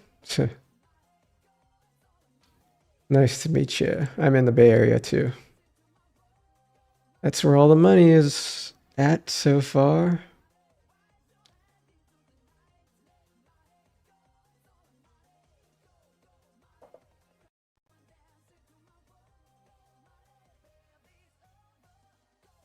You don't have that network? Yeah, job market is super hard. I'm even having a tough time. Yeah, it's really tough. Like, but you have AI. You have AI, like, or if you could afford AI, and you have nothing to offer. Of course, I mean, I think everybody has an option to offer something now that they have AI. Like, people are just throwing bodies to manage a bunch of AI agents to make sure they're doing the right thing. So, yeah, like now is the time to just create whatever of value before AI takes over everything, right? You probably heard it all the time. But yeah, coding a game, like, what kind of game are you? Oh wait, that's not you coding a game. I was just talking about a game. Before they nerf AI, yeah, they nerfed AI like a ton just to get more funding from other companies. He made a game. I don't know what was censored there, but yeah, it's not done, but yeah, there.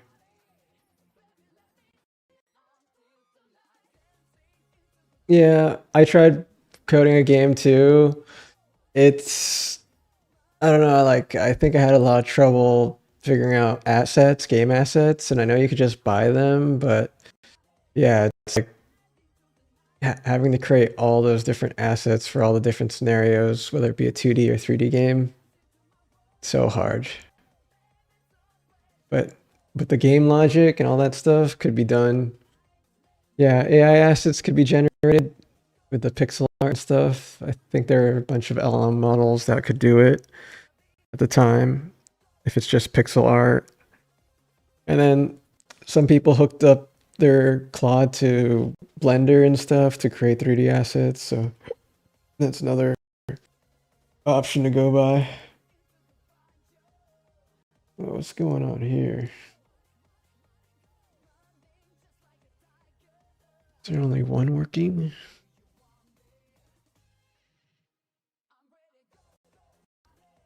But yeah, tough time. That's why you just gotta have a ton of ideas to just throw out there.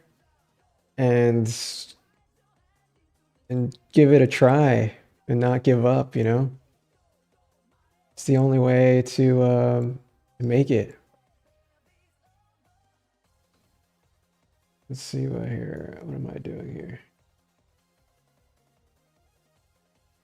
I've tried local AIs. Even though I have a really powerful computer, it's dumb. It's really slow. It does not, like, I tried different agents, Hermes agents, OpenClaw, and all that stuff. Really, really slow performance, and it eats up so much memory and disk space that I just rather use Claude paid models for now. And they're not as good at coding as I expect. They can't think that well. They can't use tools that well. A lot of it is Chinese stuff too. Yeah, a lot of things that need to be improved with it.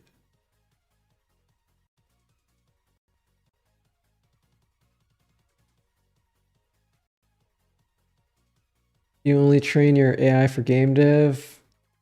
Yeah, I think there's only so much that you could train your AI for. Like, I'd say, especially context limits and assets need to, or your AI needs to ingest images to see what's going on. I think there's skills. What do you call it? AI agent or LLM models are you using?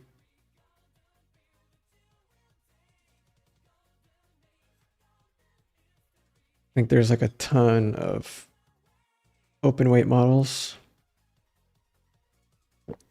But yeah, like the tools that I created so far for Vibecoding is pretty cool. Like, I have a text-to-speech or speech-to-text test speech-to-text in this channel for me, or this chat for me. See, it's able to get my voice to text really quick. Quinn, laptop, 7B. Good luck. Maybe I'm just using the large models, parameter models, that it just won't work properly on my computer. So that's why it lags up my whole machine and doesn't work properly. Maybe I'm just using it wrong.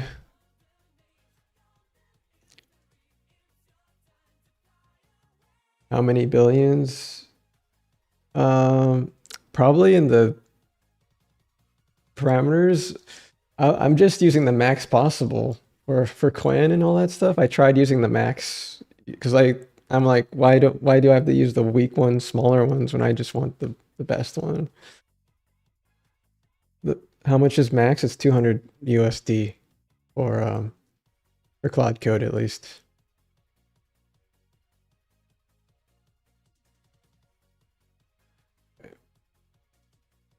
Are you aware how much it costs? Yeah, I think, yeah, I pay per month, so it's getting pretty expensive. 200 bucks a month, and I'm already at a pretty high usage. It only lasts me maybe like 4 days if I'm very frugal or going crazy with it. Like, let's see here. Claude. And then hopefully it populates. I have something that I have a lot of cost saving things that are enabled, so it's like delaying my startup time. Okay, my usage is at 41%, and my reset day was on Thursday. And it says 83 were from sub-agent heavy sessions. Be deliberate. Yeah, blah, blah, blah.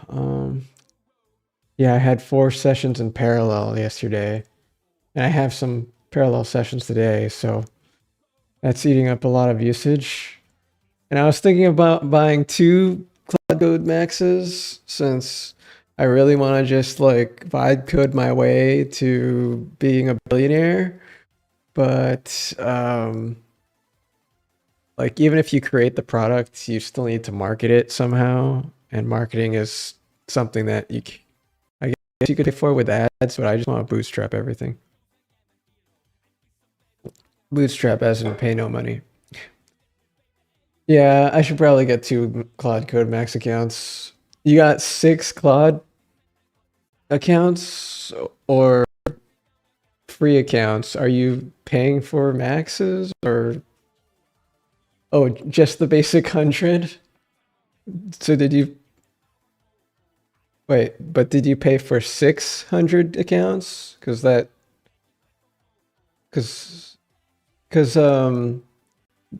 the 200 accounts is 20x usage. So it's that, and the 100 one is 5x usage. You switch. I see. Now you got 3 accounts, all hundreds. Because like if you have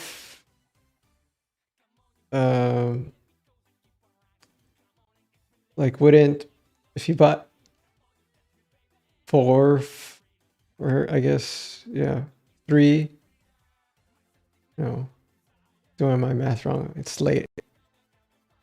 It's 5x, right? So it's times 4. So if you paid, yeah, you switch to the 200 ones, you didn't know. Yeah, you gotta switch to the 200 ones because the 100 ones are 5x, right? And the 200 ones is 20x. Because the limit was the barrier. Oh, you mean the rate limit for the 5-hour usage was the barrier? That makes sense. Yeah, it makes sense. Because it doesn't the 100 one and the 200 one were the same rate limit for sessions. Yeah, you're going really hardcore. Nice. Yeah, I really want to do it. Yeah, I would because at work, because I have a day job, I spend like maybe $20,000 of API usage in a week or 2 weeks, and that's because I spawn like hundreds of agents to do something. But like looking at the cost of worth it, it's really tough, you know? It provides a lot of value to the company.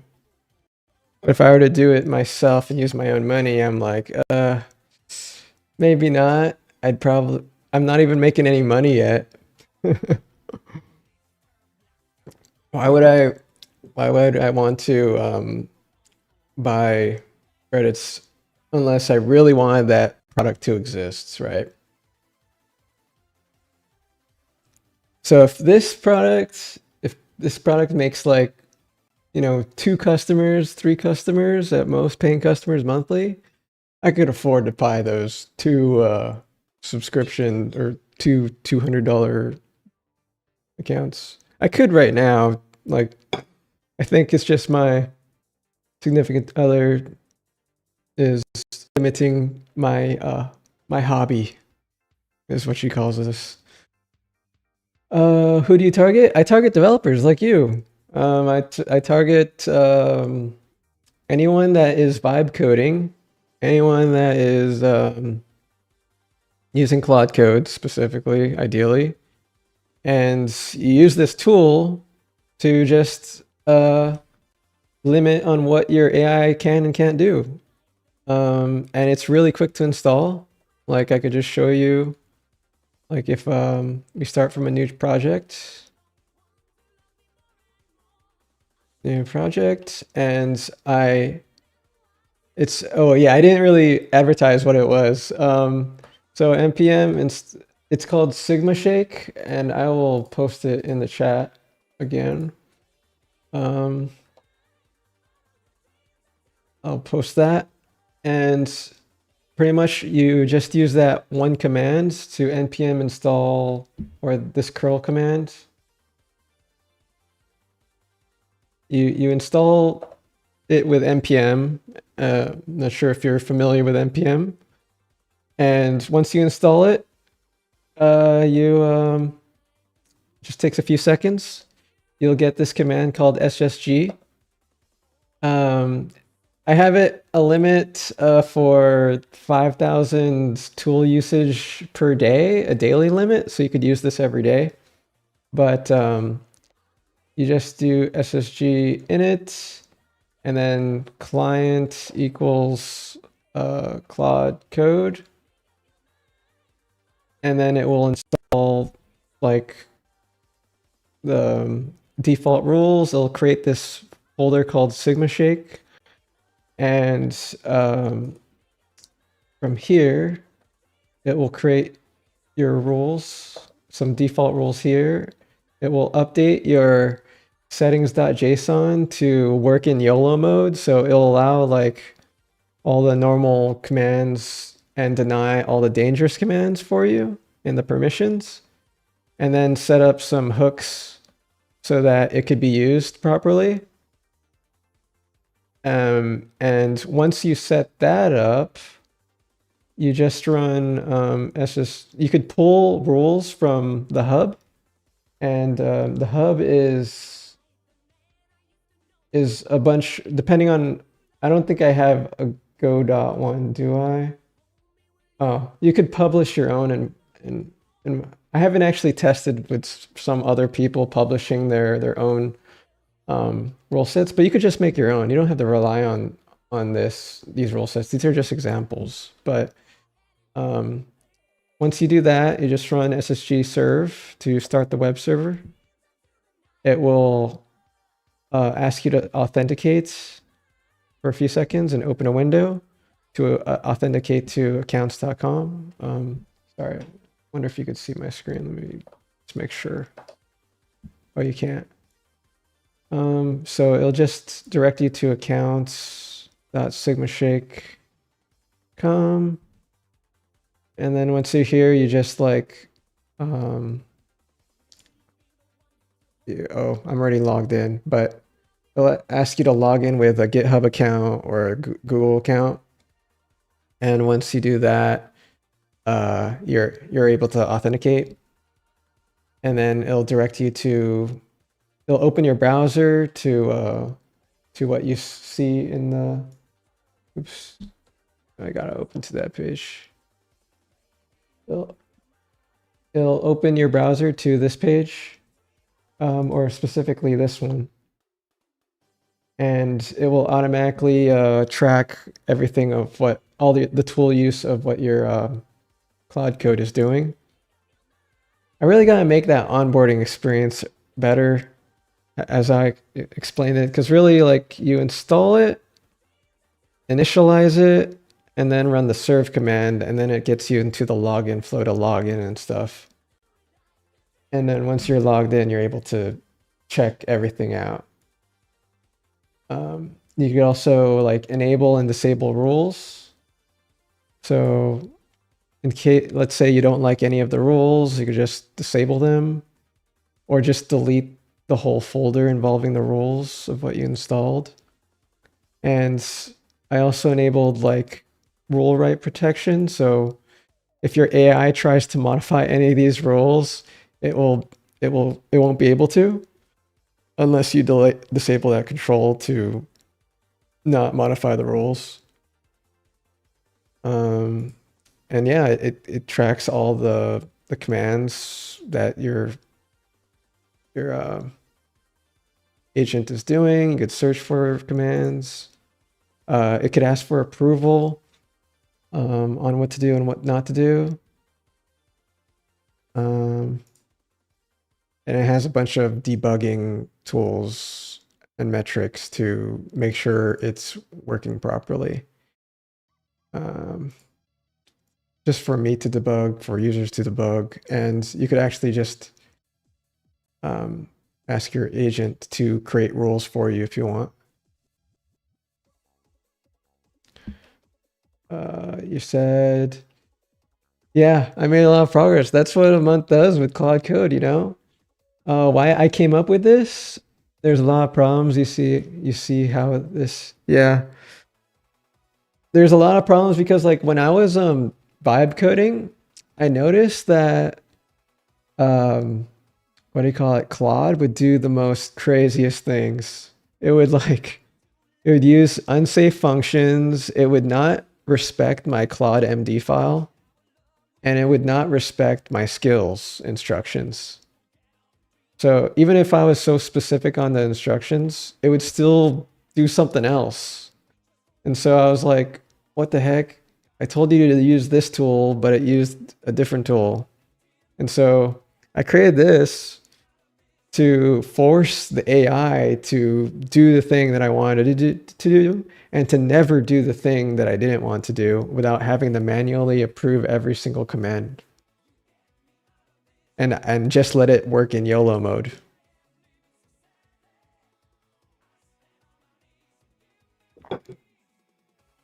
Yeah. So yeah, and I'm able to distribute the product really quickly. I think the price for it maybe is a little too high for the normal user, but people that spend hundreds on their AI agents, I think it's worth it because I've seen so many cases in the news where AI just deletes their whole, uses one command to delete all their progress, or do like a git force push and delete like all of git history for some reason. And I think the $60 is worth it, especially if you're paying thousands of dollars on credits. Yeah, having hacking to prevent in it. Yeah. Create a hacking challenge. That should, I'll add that as an idea. I think about it. That's a good idea. Just add it. I'll add this as a marketing thing.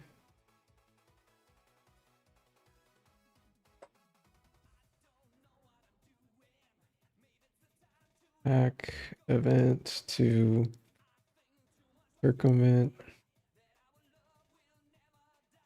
SSG rules. They have an AI hacking called Shannon that hacks things Red Hat to get paid. Yeah, I think there's like tons of security research, especially ever since Mythos came out, or the news about Mythos was able to like hack anything. Yeah, everybody's interested in hacking AI or vice versa, jailbreaking AI. AI hacking event called Shannon. Let's see this.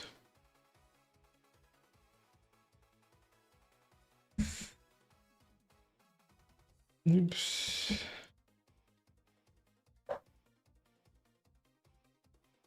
White box AI.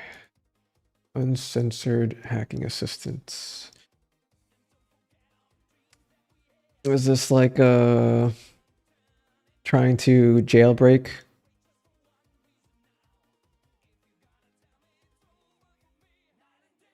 Damn, that's a lot of stars.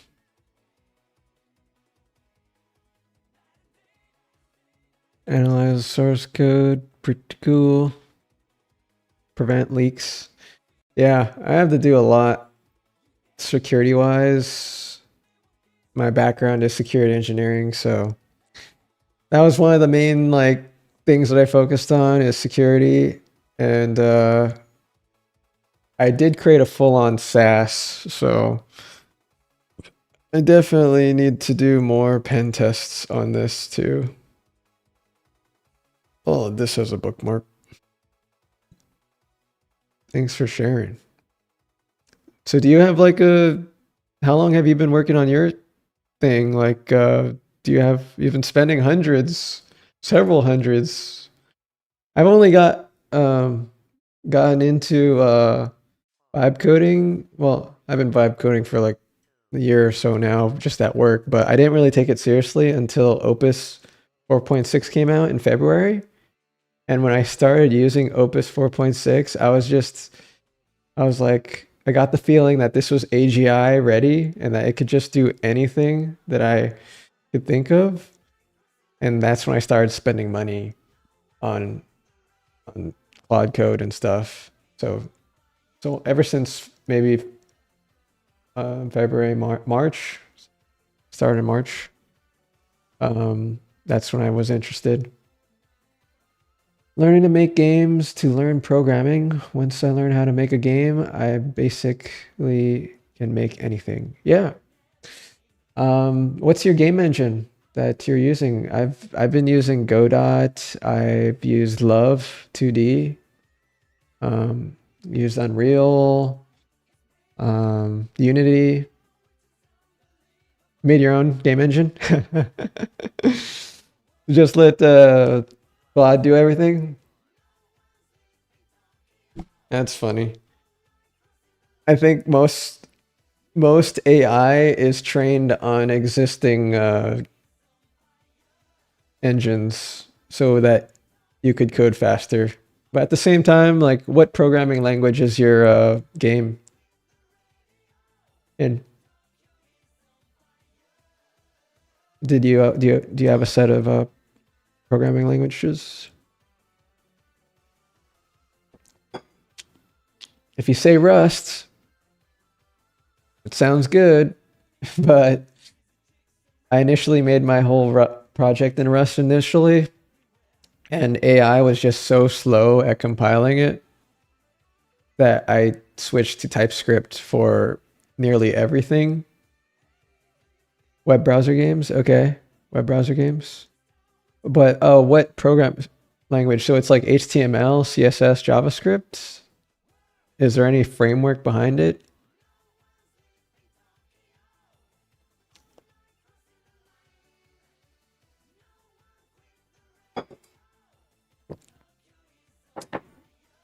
Yeah, making browser games, depending on what you're interested in.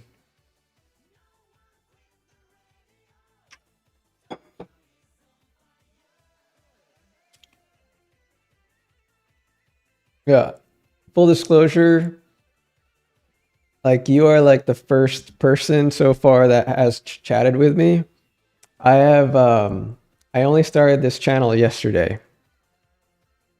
I just started YouTube today for live streaming. And it's pretty nice that, you came over here. Appreciate it. Would appreciate if you, Java, HTML, JavaScript, CSS. Okay, the basics. Okay.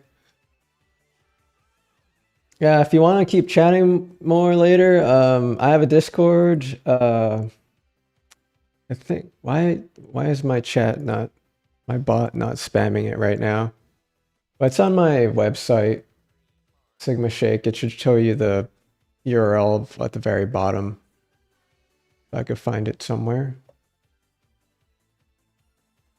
SigmaShake.com. Scroll to the very bottom. Join Discord.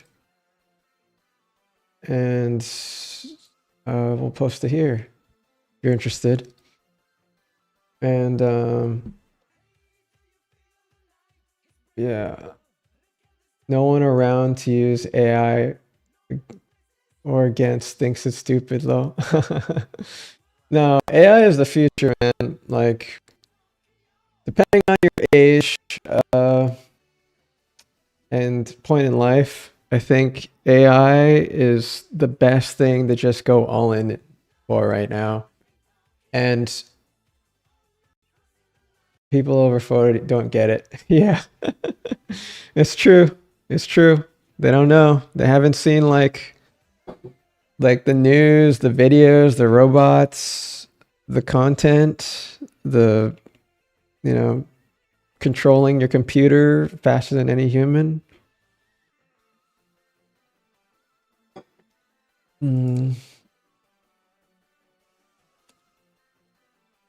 But yeah, like, totally agree with you. It's free gold. Yeah, it's gold until for now, but we need to figure out how to make money from it. Like seeing some success stories right now, it's really hard to justify spend. Like, yes, it's until your product is actively making money, that's when it's gold. But your burn rate is gonna be really high for the time being. Like, considering that I saw you burn like or 6 accounts, $100 each. Yeah, it's getting there. But yeah, if you made enough money to pay for it, it's well worth it in terms of productivity compared to starting from scratch, making a game from scratch. I know I've tried several times. I have not gotten a successful like final product yet. Yeah, exactly. Like AI has made it really easy to just make things that you want and dream of, which is pretty awesome. Without paying anybody. I think we had to pay, like if I were to start a company or something like that, paying for an employee is really expensive. You didn't realize coding was so hard with AI? Without AI, yeah, without AI, it was crazy. Like debugging stuff, hosting stuff on servers, reading documentation. You still needed to do that now. Sometimes. Sometimes.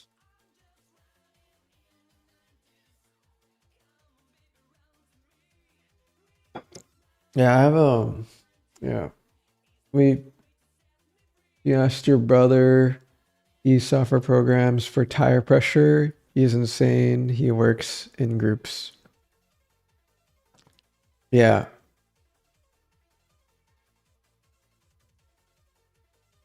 There's a lot to do with software. He doesn't use AI. Yeah. I think the reason why the industry hasn't used AI much right now is because it was so dumb. You couldn't use tools.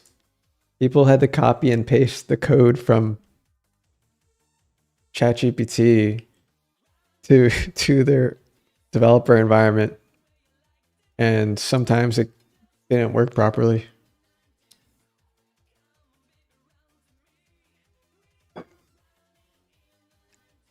Man.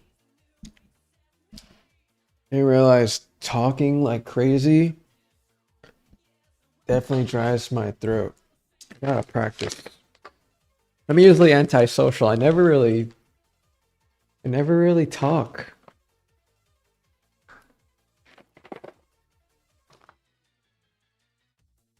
I always type.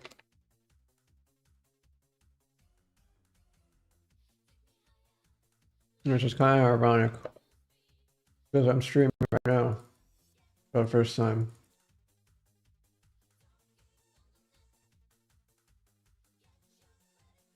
I know. I've been coding 15 hours a day too. You're doing AI psychosis, dude. How do you find me? You should be coding. Like I literally just started my channel yesterday. If you're coding 15 hours like me, which I've been doing every day, it's insane. It's nice to find somebody also going through AI psychosis. I think I add that as one of my tags from this channel. So I'm really surprised. I guess I'm not surprised that you found me, but it's pretty funny. Yeah, like since we're both jamming, like, yeah, it's nice to meet somebody on the internet. jamming just as hard, vibe coding just as hard as I am.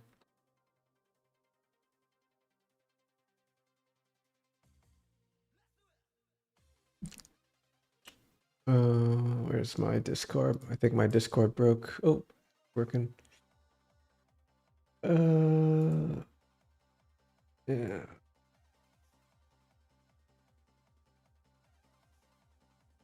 Other channels suck, they slow. What do you mean other channels suck, they slow?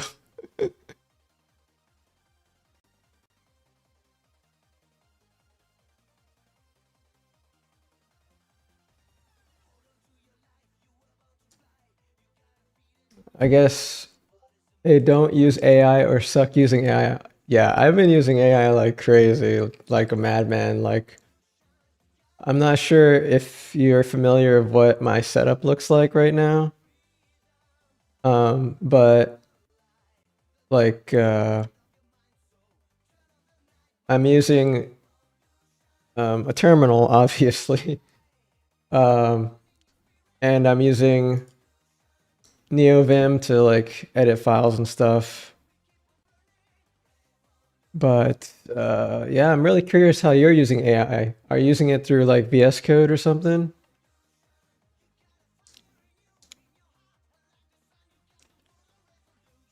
If you're using it through like VS Code or some other IDE, I could probably give you some more tips on how to use AI better. It's up to you. Oh, my YouTube is also having an error. Let's see what that is.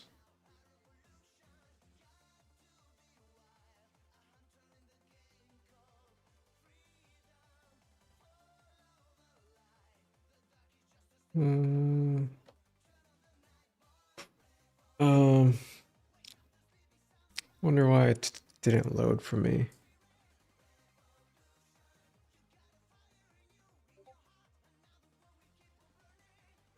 It's basic coding for games, nothing surprised about it. Yeah. Just syncing up was not used to. Yeah. Do you...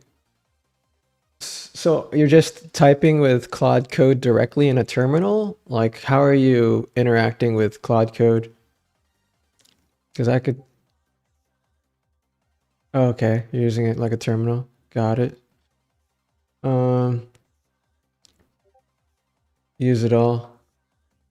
Got it. Getting a 403 on YouTube. Right, let me just make sure. Yeah. Whatever doesn't corrupt your games. Yeah. Okay. Codex, yeah, Codex. I used Codex for like a day, and as soon as I let it touch my code base, it like destroyed all my work, and I immediately asked for a refund. I was like, screw this. I'm like, I paid $200 on a model that is supposed to be cutting edge like Opus, and it ruins my whole code base. I'm never going to use it again. And I was able to get support to give me a refund immediately as soon as I noticed that. I think it's really good at pictures, like really creating realistic images and I guess art. Yeah, I read the news on Reddit. They did not do well on their new models, but they did create their agent management thingy, and they said that one was working fine, but yeah, it's really disappointing to see that was happening. Is this actually working? Oh, it is. Okay. It's working. It's working. YouTube is working. But yeah. Oh, there's not much music playing right now. Going to the stream. But yeah, nothing is better than Claude right now, especially Opus. Have you been using like Opus on full auto mode with max effort? I was curious if you set your effort settings every time you adjust it to max or extra high, because that will get you like the most intelligent and accurate. They did an update. Yeah, it runs out in 4 prompts. Yeah. For me, I use this on max all the time for thinking mode. Like when you use max, make sure you use it on plan mode. An example is my parameters that I use is, this is my parameters. Oops, I'm not sure if you could see it. Sorry. Give me a sec. Let me show you how to use it properly. So if you see my screen, they recommend, if you could see that better. Oops, sorry, it's according to the screen. It's probably at the bottom of your screen. Sorry about that. But yeah, like they advise you to use a Claude Code auto compact window. I'll actually just paste this in the channel for you, so you could just type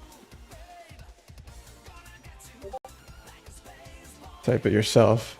So what this does is it will use, yeah, and then once you're in plan mode, you want to set your effort to max, and then once you do that, since you're in plan mode, you could, you know, tell Claude to design something, the implementation or the feature that you want, and then once you agree to what it's going to do, it will switch to, you know, edit mode or auto mode, most likely accept edit mode.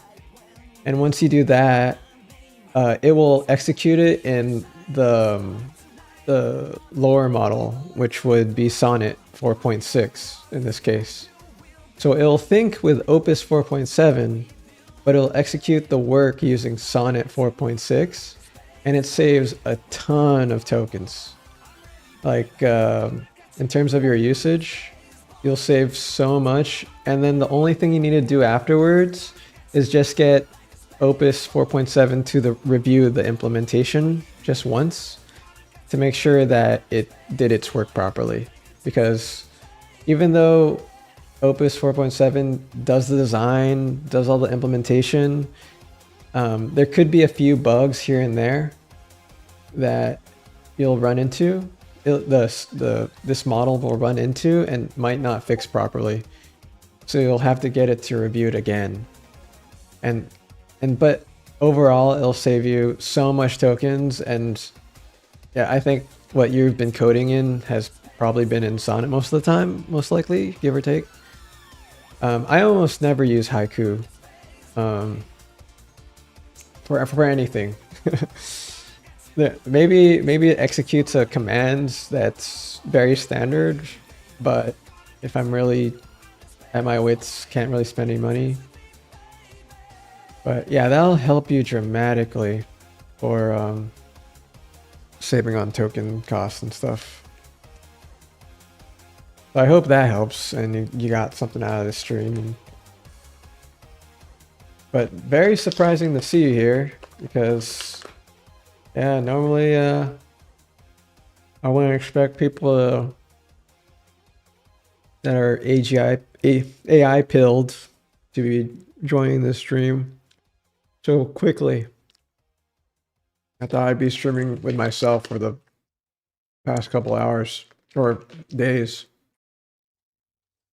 You know, like there's people that pop in every once in a while. Yeah, you're right. You're absolutely right. Like there's nothing to do while you're maybe like watch some YouTube videos what I do. But yeah, while your AI is like continually working. But I think the feature that you'll like the best, honestly, is the push to talk. Like, watch. I think you already saw this already just now as I. What was this one? This one was just updating my thing. Okay, that one was fine. Just gonna publish that. Let me clear this. Oh yeah. Another thing to do to help you save on tokens is after every task that you complete. Let's say I completed a task. Yeah, I totally know how to code already.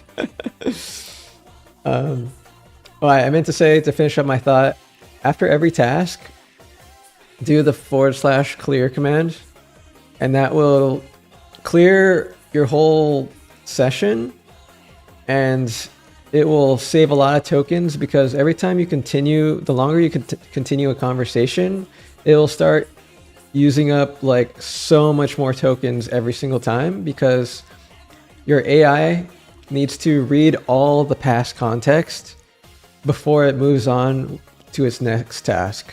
So using the clear command or the compact, if you don't want to lose all the history, just do the compact command as well.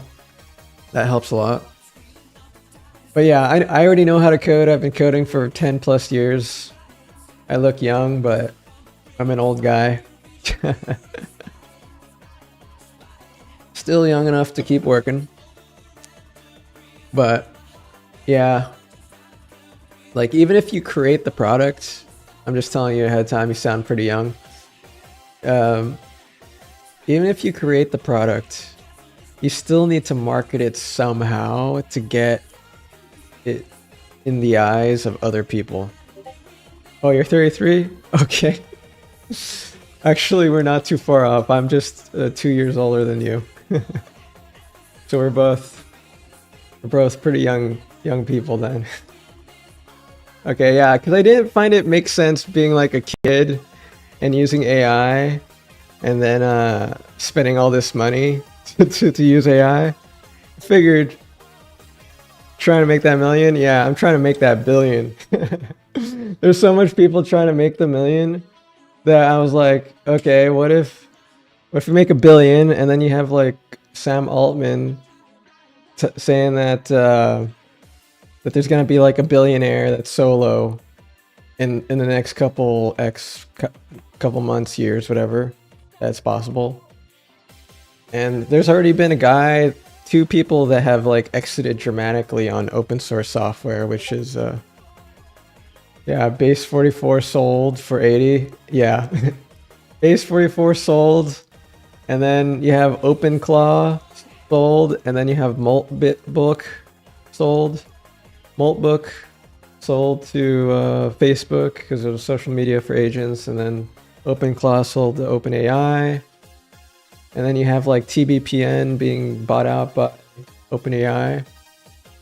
So just like figuring out, even if I were to just sell for like 100 million, that'd be great. But yeah, like AI companies are buying all sorts of stuff. And then you have what do you call it? Elon Musk, SpaceX buying Cursor for $60 billion, and or 10 billion if it doesn't go through. That's even crazier. Yeah, man, 60 billion for Cursor, an IDE that just hooks up to a bunch of Cursor. No, it was good before Claude Code. It was really good. It was the only good thing on the market for a while, because what Cursor does is it indexes your whole entire code base. So and encodes it and compresses it in a way that AI could understand the code base a lot better. If you're coding a game, that'd probably be the IDE of choice, because it like automatically scans your whole code base and stuff automatically, so you don't have to tell your AI agent what it needs to learn and do. But yeah. SSG is down. What?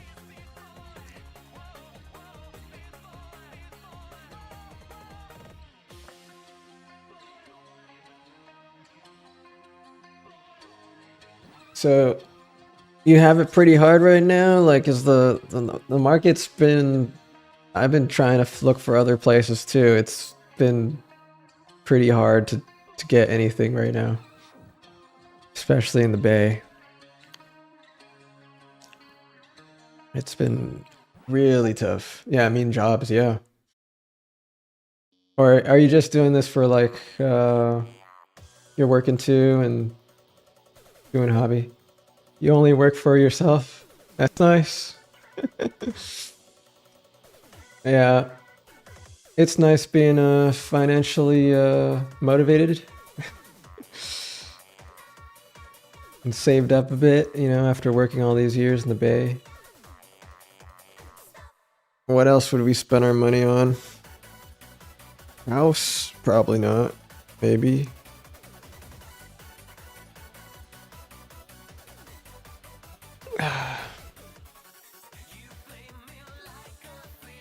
But yeah, like, yeah, I only make games because all the games are the same shit. Yeah. That's one of the motivations why I tried making a game. It's like the roguelikes, the FPS. Actually, you know, I was playing Dota 2 like literally every day for the past 5-6 years. And then as soon as I touched Claude Code, it literally took me off that drug and put me onto a new drug.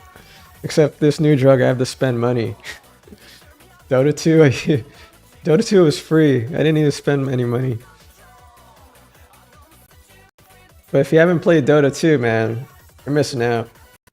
That game was like the best. If you haven't tried it already. And it supports Linux.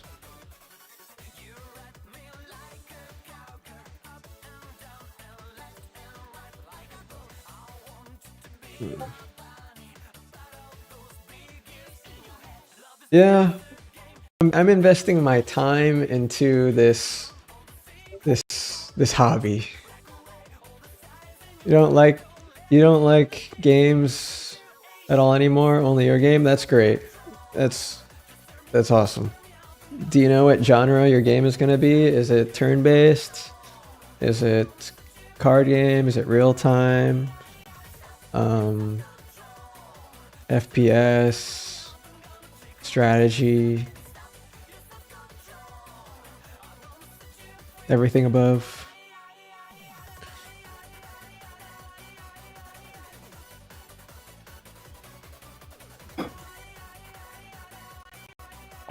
Tell me when.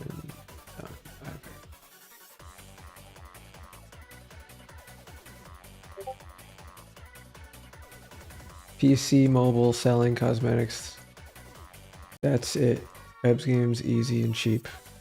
Oh, so you're just selling cosmetics. Or you're making PC mobile games.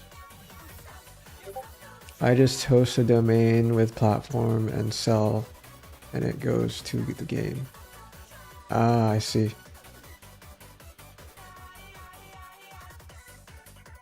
Where do you host your assets? Is it what's that site called? itch.io or some other secret? You hosted secret. Okay, makes sense.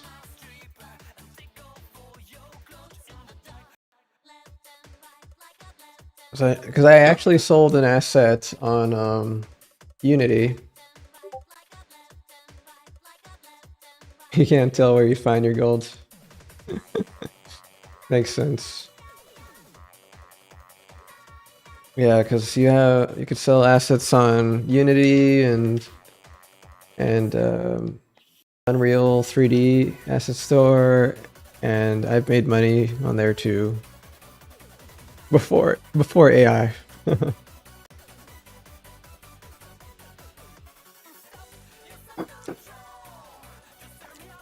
But yeah, I'm surprised people buy the AI generated asset stuff.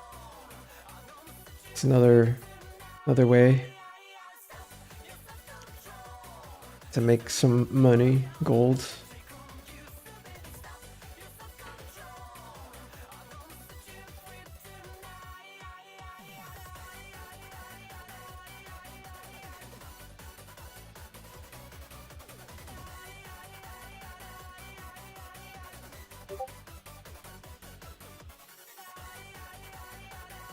I don't know why it's not properly linking the stuff for me.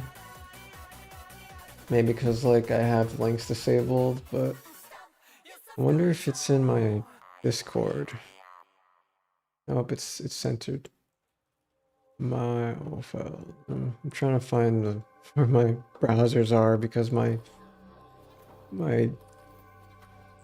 system right now is all bugged and I don't want to restart my computer. Twitch.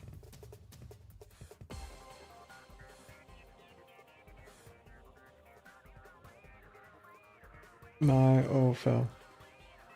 And forgive me for having some filters on my chat. There's like a lot of Russians that like paste links, and I never want to click on those links or anybody else to click on those games.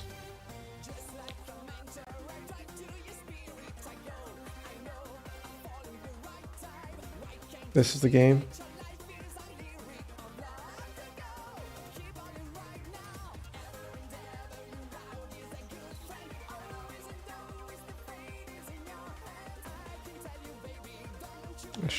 Why is the Google link linking to a Shopify Shopify link? You've been working on Shopify? Because this links to, yeah, that's strange. Shopify. Okay, so it links to a Shopify link. Huh.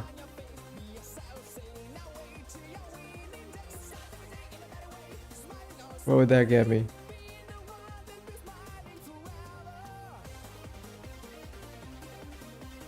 I recommend Stripe, but Shopify is one way. Have you sold stuff on Shopify before? Because I haven't tried it.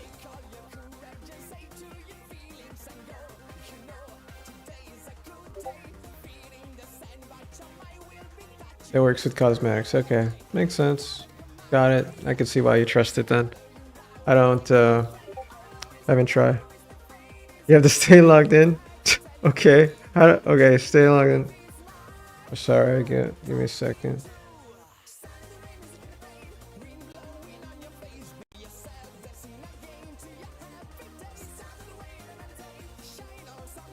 Okay, stay logged in and then I could play.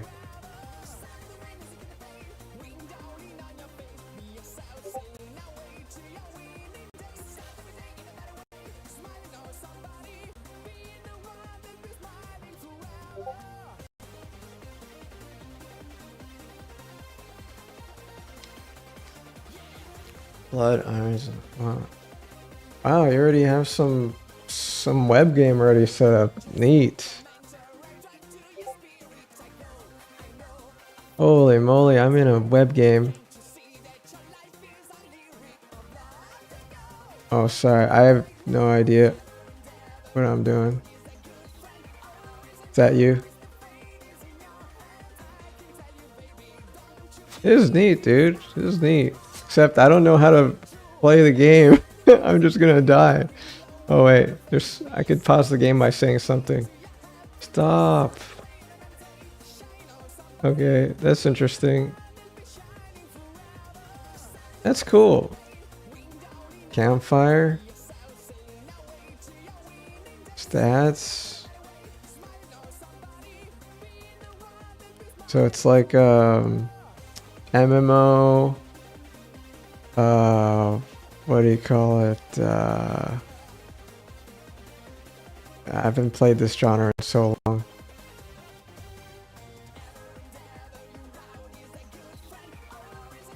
Like a RuneScape thing. Fire? Okay. It's a PvP online game. Got it. Yeah, you made more progress than me, especially like creating a multiplayer on something.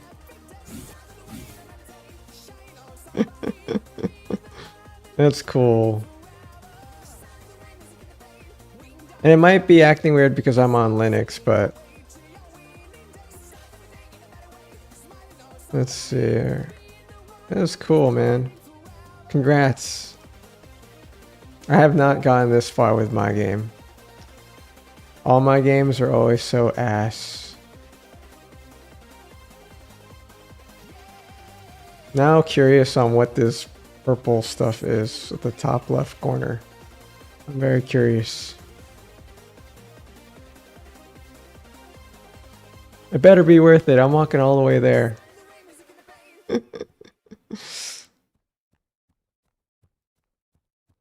I'm walking. Man, I like these assets. They're pretty nice, man. You're the first to try the game. Hey, you're the first to chat with me, so it might as well try your game, dude. That's so cool. I always wanted to make an MMO game like this, but I was always, oh snap, there's a ton of enemies over here. What the heck?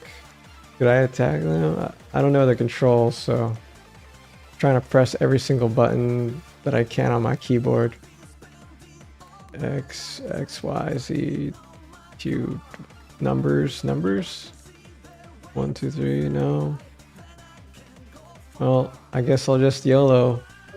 Oh, I actually died. I died. Oh, I can respawn. Attack. Tap. Tap what? Tap them? Click.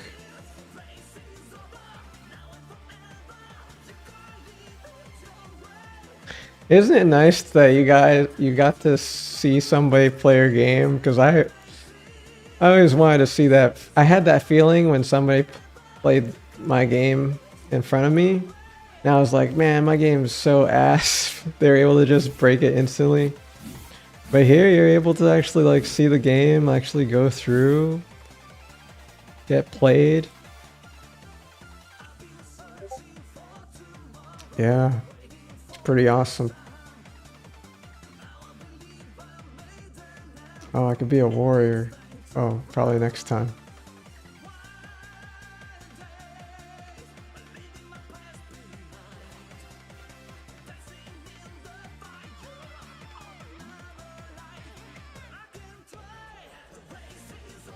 But this gives me the...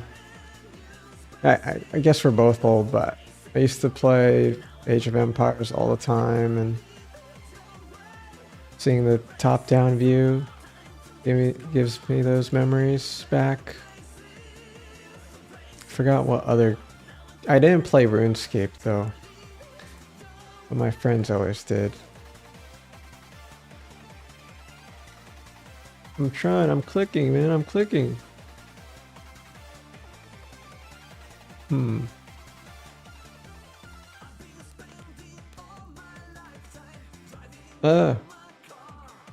Whoops. Accidentally pressed the back button on my mouse. Yeah, it would help if you told me what the controls were. But it makes sense. And I'm using a different keyboard layout, so the keys to move is way different than what other people use. If you like these type of games, you're definitely gonna like Dota 2. I promise you. It'll change your whole aspect of what games are. If you haven't played Dota 2, you're missing out. I'm not gonna play that game anymore because I'm trying to become a billionaire, but if I were to recommend a game with this similar view angle, with similar type view mechanics, I'd say Dota 2 is a good game.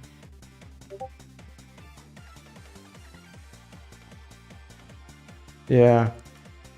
the hitbox and attack range, I need to be able to like hit them. Try on archers. Got it. I'll probably die like as soon as they come. Yep. Dead instantly.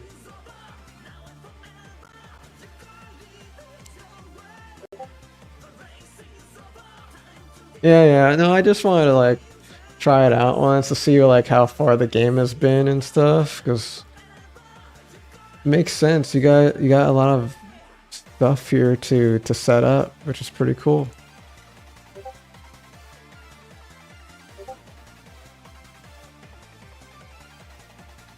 I need to update. I play League of Legends, but I still yeah, League of Legends, I played that maybe 15 years ago. It's been that long. It was such a good game when that game came out.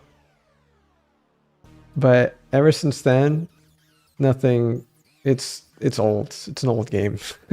It hasn't been updated in decades. In a decade. It's been the same game, which I don't like.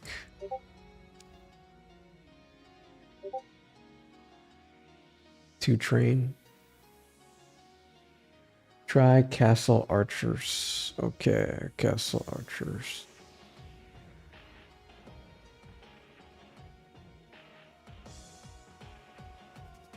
The pain is real. Yes, it is.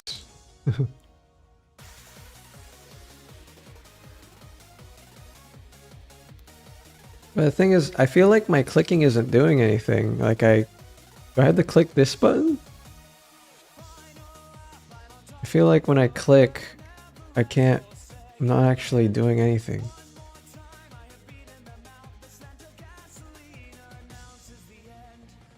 And then I'm not sure how I could gain currency. I get that. And is there any enemies where I could just like kill to gain gold? Or is it only that corner? It's a waste of time too much. That's why my games are mobile too.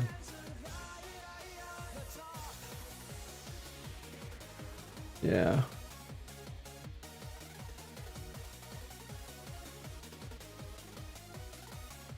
Which AI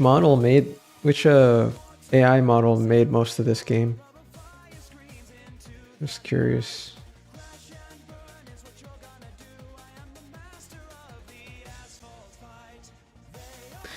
And you should probably spawn enemies around your area that you spawn in so that I don't have to like walk all the way to here in this corner. This is starting to remind me of Diablo now that I think about it. Campfire? Click on them. I am clicking on them.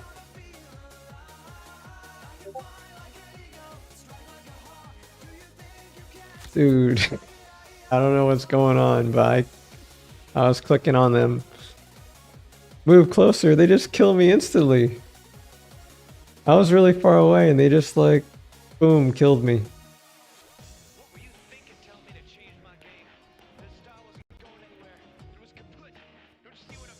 Maybe I'm just bad. I'm just bad and old. Might be it's a bug. Claude and ChatGPT got it. Well, I tried. I'm pointing out all the bugs right away, you know?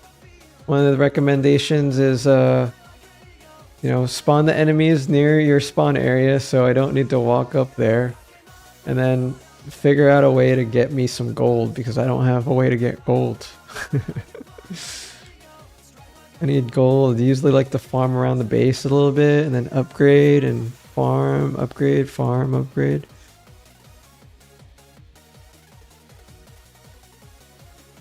Like, oh snap. Oh, so I'm supposed to hunt these people? This whole time I thought I had to hunt the other people, but... Oh, I still died. Thanks for showing me your game.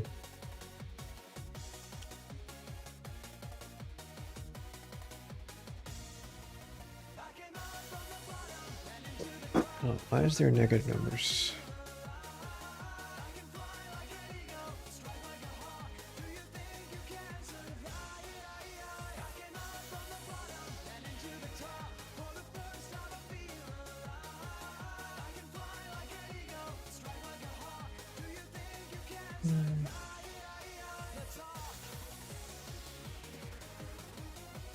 Yeah, man. You're welcome, man. Okay, I'm a gamer by heart. I have no problem testing games. But you have a really interesting authentication system thing.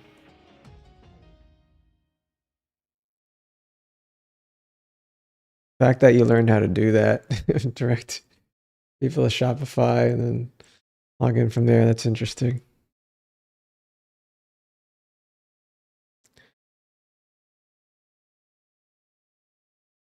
Fix that.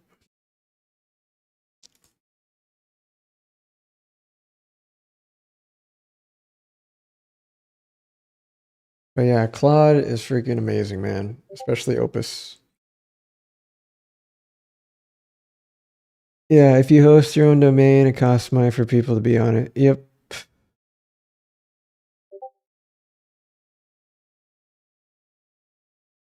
Yeah, exactly. I use Stripe. Stripe works out for me at least.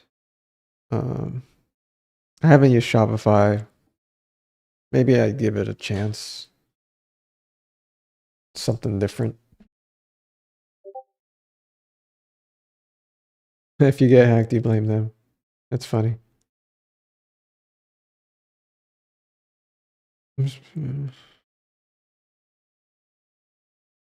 Yeah, it's late. Usually I was going to like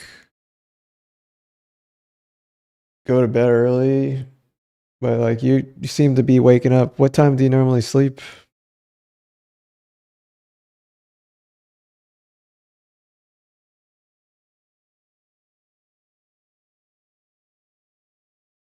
You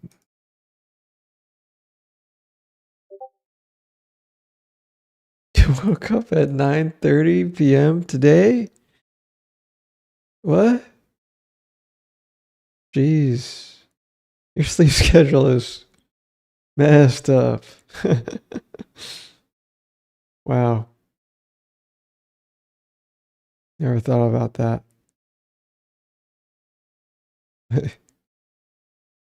I could see you've been actually, I'm not surprised because when I had AI psychosis, I was like I was sleeping at really odd times and working at really odd times. So I just so happened to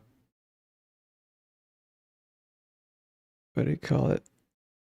Stay up late and didn't expect anybody to be online or watching me today because this is my I guess second day like streaming.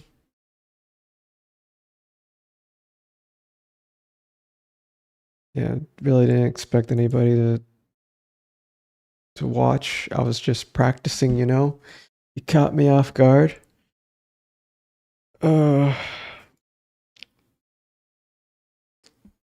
Also, have you used the remote control feature? It's pretty cool, isn't it? Have you used this feature before? Remote control? You could literally... No? Damn, dude, you're missing out. So when you enter this command and you download the app for your phone, you could literally control Claude Code from your phone. It's pretty cool. So you just, you know, press enter, you know, and then do it. And then open your Claude app. Yeah, you have to test the bugs every time. Makes sense. You so you're self-taught, right? So you probably don't know about like integration tests, unit tests, E2E tests, smoke tests. I don't think there's that concept in game development. But I think it's something you should learn about. 5 months of learning AI and you haven't ran into it. Okay, maybe you need to change your concept a little bit. What do you call it? Game development is actually software development. So if you focused and learned the bread and butters of software development first, game development would just be really easy afterwards. It actually tells you how to properly, make software and stuff. Maybe the YouTube videos sort of like skip over that. Yeah, learn by doing. Yep. Makes sense. Like the fact that you have your own website, you set up Shopify, selling stuff to make gold and stuff. You already know what to do.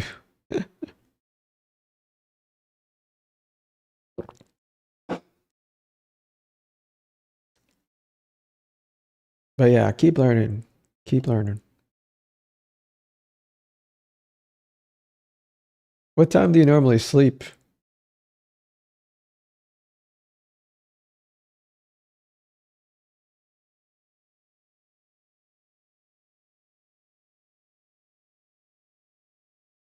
Oh.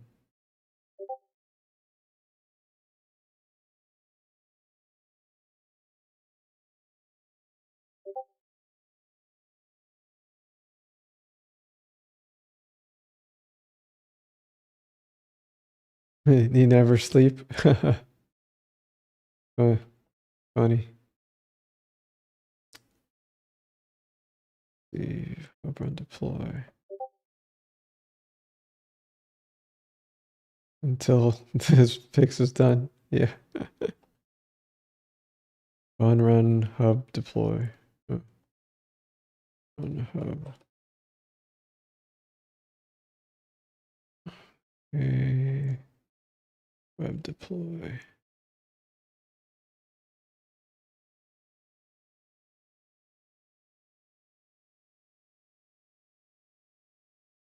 Right. Deploy.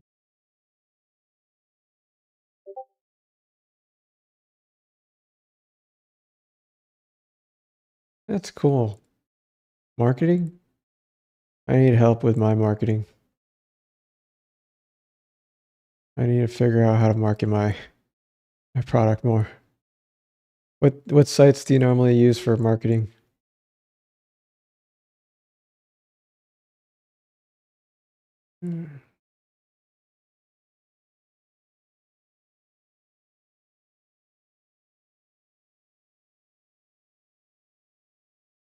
I went to school for business too, and I took a marketing class. It's still hard. My social media and video games or videos, organic views. Okay. Yeah, I just gotta post on social media more. I have done that. I've only focused on making a product. You wanted to make movies, live in LA for 8 years. I lived in LA too. I grew up in LA. You was working for yourself, B2B. Not B2B. Yeah, B2B. Crazy. Trying to sell software to other businesses is a pain in the ass. There's so much compliance requirements.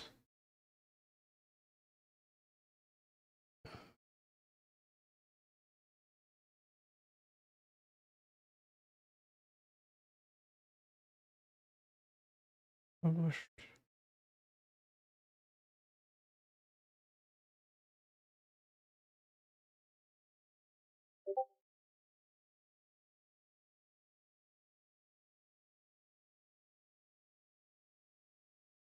Oh, I gotta play some music to wake me up. Jeez. Let's see.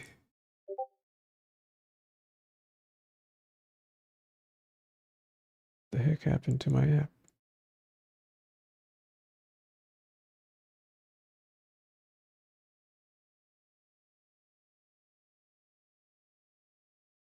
But I like working for myself. Okay, it's free. Okay, if I can get the millions of views organics, I said I could do for myself. Got it.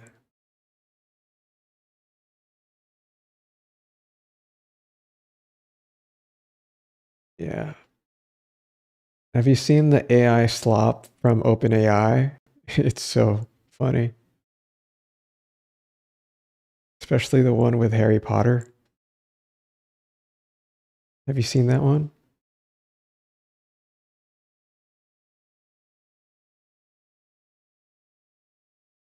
I could show you if you haven't seen it. Alright.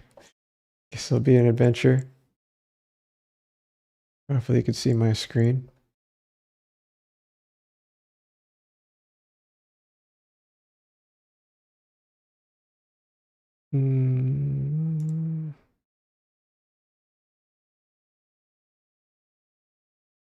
Wonder if it's this one.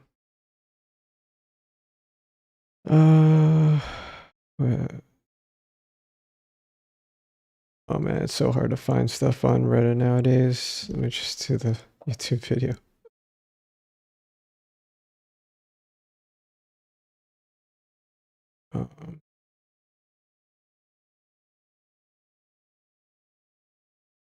Well, Harry Potter, this is where you go off on your own. Where do I go, broski? This is just a normal train station. You'll need to find platform 6, 7, then take the Maybach Express to Dripwarts. Come along now. All you got to do is run right at that wall and you'll end up where you need to be. Type shit? Stay on guard! On guard!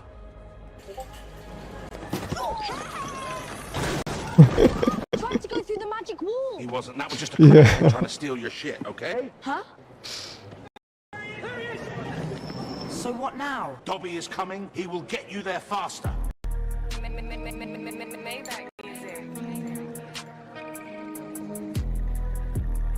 Hey, tighten up. I'm about to spaz on this bitch. I'm about to go crazy. Nigga, check this out. Get in. Run! Yeah. It's Harry Potter. Are It's you so really crazy. Harry Potter, my G? Type shit, type shit. Type shit. Type shit. None of that, broski. We're all here on the Maybach Express for one reason and one reason only, and that's to go to Dripwarts, the school of drip. So crazy. What a timeline we're in. Hey, tighten up. I'm about to spaz on this bitch. I'm about to go crazy. Nigga, Yeah. check this out. Y'all. Hey. Is that Harry Potter? They say you are the boy who dripped. Are you not, broski? Type shit, sir.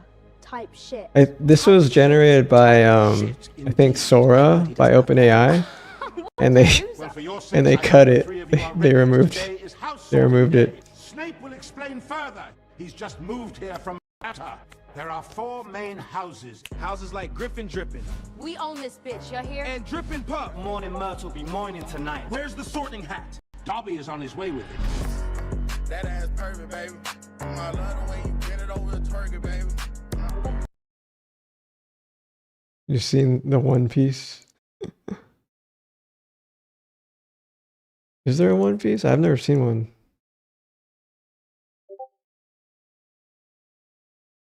Which one?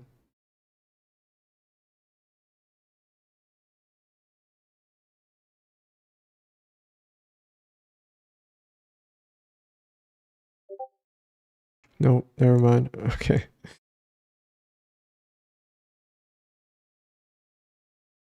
Yeah, there's just so much slop.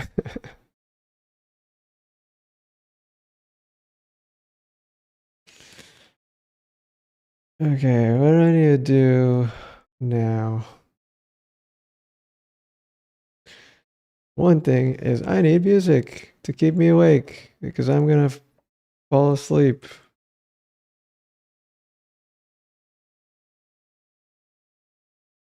I need some music.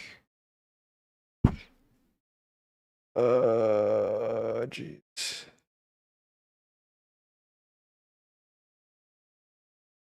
Oh, what was the music that I normally listen to?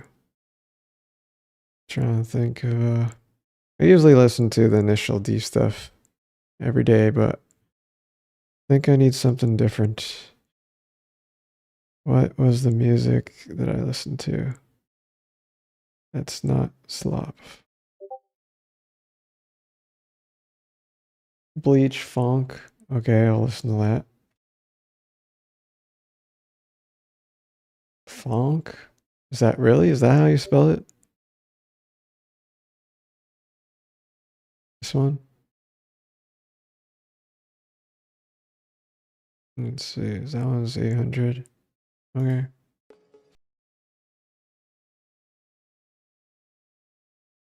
Ah, okay. I listened to this before. Is there a playlist?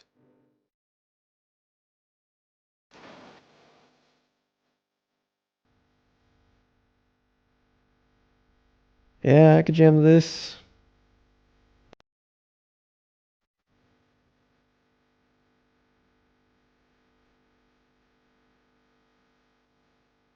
I forgot what I was doing though.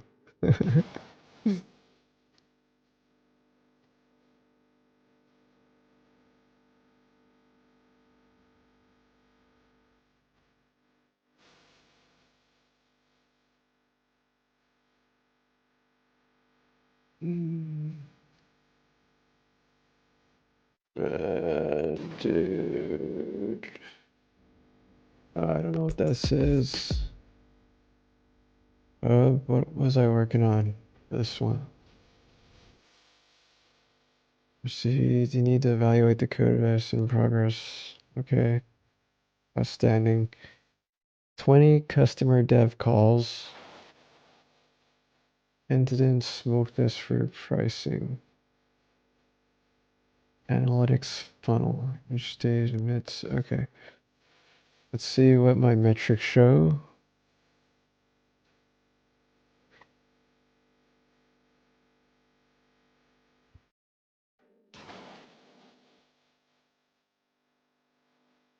$200 visitors, 1 sign up. Okay, not good, not good. I have 1 sign up from a random person from last night. But checkout never started. Okay. Checkout completed. That's me? Well, I don't know.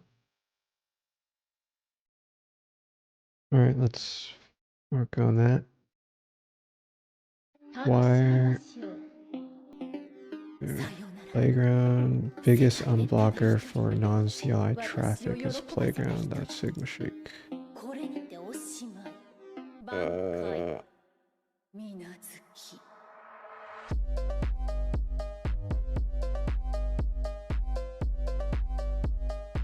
Well, that doesn't exist. One thing I recommend if you're using is Cloudflare for everything. You could store like so much hosted sites for free without paying for anything, but you're only limited to 100,000 requests per day, which doing low traffic, I think worth it doing it. And you can manage your DNS settings and stuff.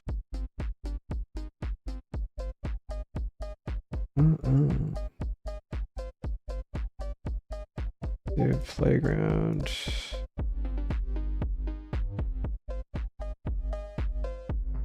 Let's see here. You said what? Nice. Okay, that's files the code. I use Blank and Neon for my games.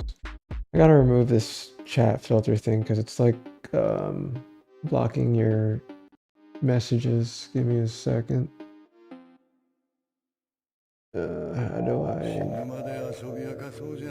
chat?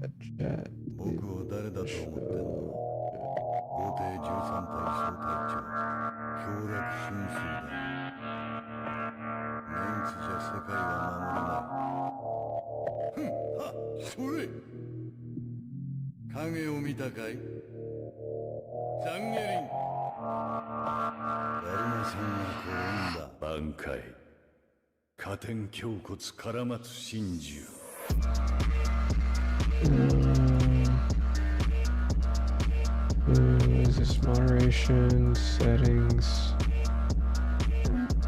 Hide all chatters. Email. All right. No message filtering. Okay. That's saved by default. Try typing in that text again or that message again. So it's not blurred out.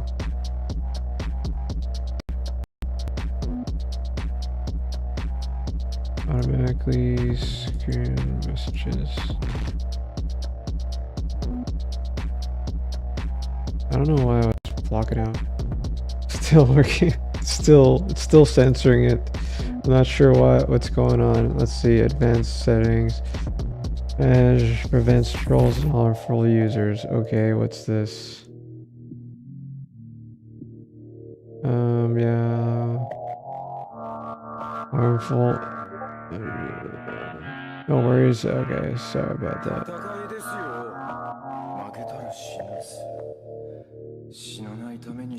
Mod management. This is my first time actually moderating a chat, so I don't know. I think, oh, block hyperlinks. Yeah, because there's so much phishing links.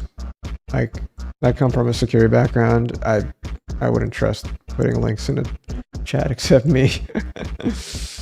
Only trust links by me, not by random people.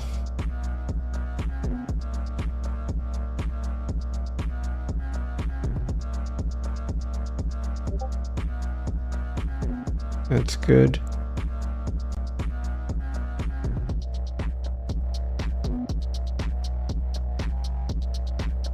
Oh god. Yeah, I barely click on emails.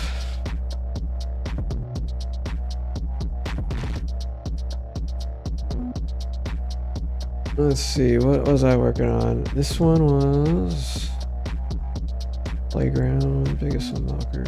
Okay.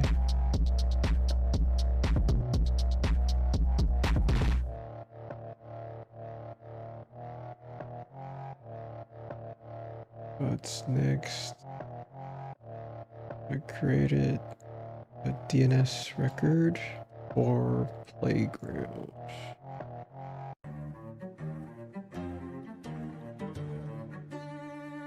The pricing. Expect checkout. See, this is what happens when people try to purchase my product.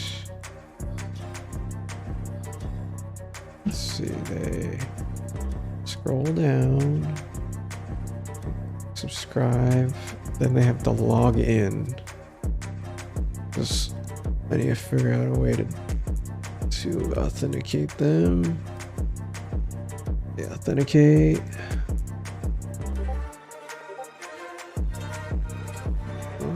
And then you can scroll down to purchase monthly, and then that takes them to here, and then they could buy their stuff. But sometimes they can't adjust their thing. I'm not sure why that is.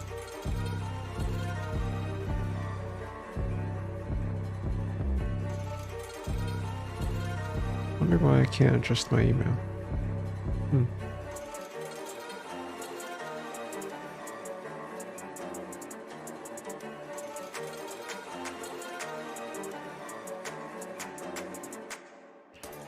I got some news from that. I think that's a lot of unique visitors on Y Combinator. I got only one visitor on Product Hunt. That sucked. I got 4 from Google.com somehow. Maybe just from my folks visiting. Alright. What's the playground?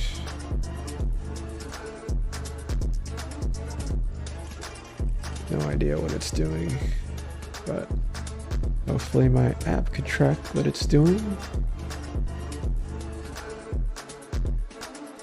works. For some reason, it's not working. Why?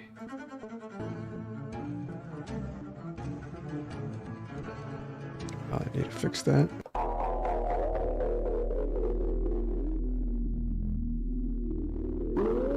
There's a bug with my SSG governance. Oh no, I typed that wrong. Huh? I reached a rate limit. What? Hello, hello? No, I reached a rate limit.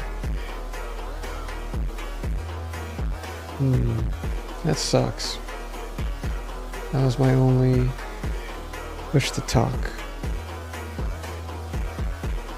Testing, testing. Okay. I'm having an issue with SSG when logging. I'm unable to view the site on port 5599, and I'm using the govdev command. Huh? So it still limits me. Okay, that's lame.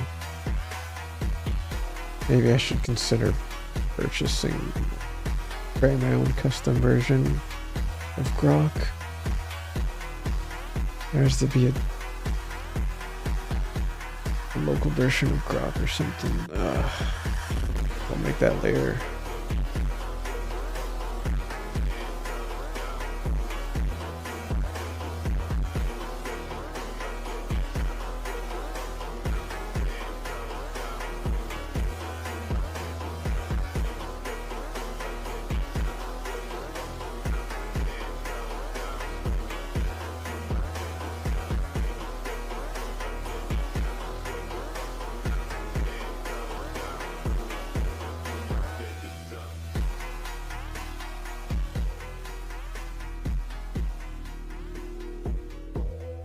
This isn't working. That's not good. That's production.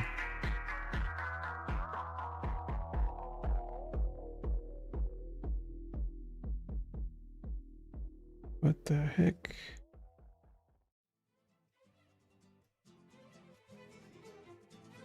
One thing you should learn is how to debug websites. And you have to inspect the source code and the errors, and when you do that, you actually figure out what the issue is.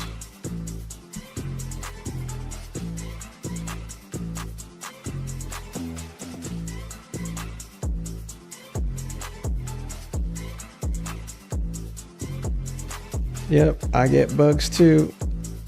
There's bugs that happen sometime. And so you need to learn how to debug.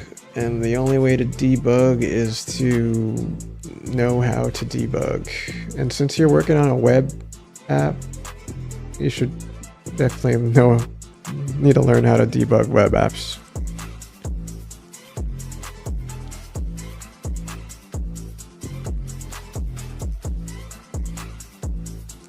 You know what's funny is you're working at this specific time, and at this specific time, requests are not rate limited.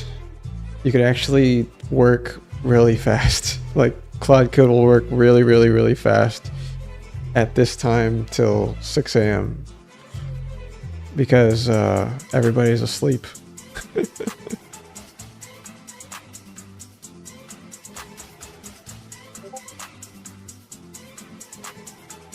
Yeah, no Asia people. There's yeah, Asia. Actually, people in Asia are using it at 8 p.m. Pacific time, or actually probably even earlier than that, because I used to work with a working with a global team that worked in Asia, and they usually got up at around 8 p.m. or 6 p.m. our time, around that time.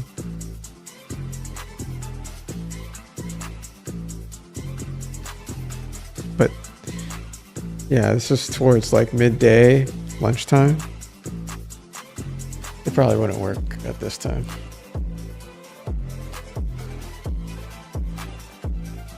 Plus, all the servers in the Bay Area are using US-based data centers to serve requests, and so they will only serve us.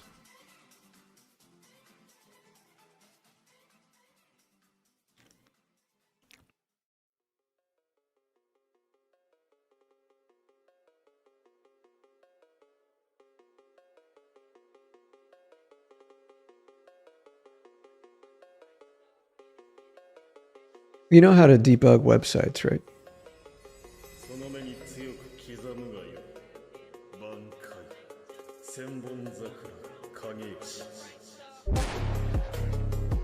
Oh, it's good.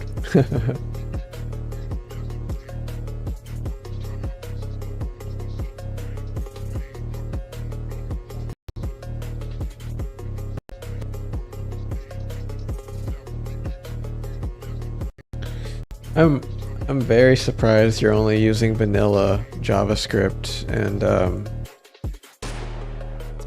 HTML and CSS for your game, because you could do a lot of, yeah, it uses less tokens, but you miss all the like all the stuff that AI was trained for, which is like JavaScript misses. It's really hard to debug JavaScript without types, and that's why the industry has moved to TypeScript and not JavaScript. Because in JavaScript, you'll encounter several runtime errors, and the reason why that happens is because of types. And types is the whole bane of JavaScript for runtime errors anyway. So if your game crashes while it's playing, it's probably because some wrong type, which TypeScript prevents. Yeah. Serve, okay, it's what console done, serve.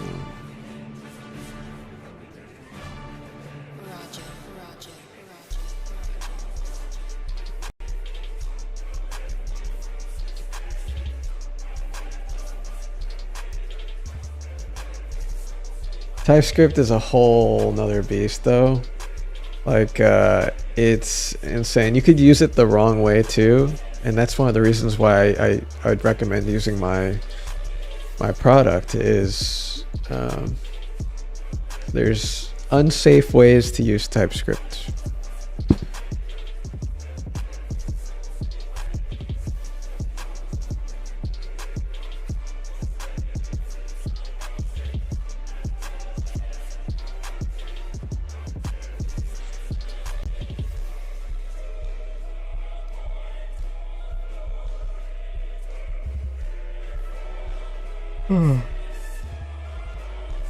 Oh, yep. No problem, man.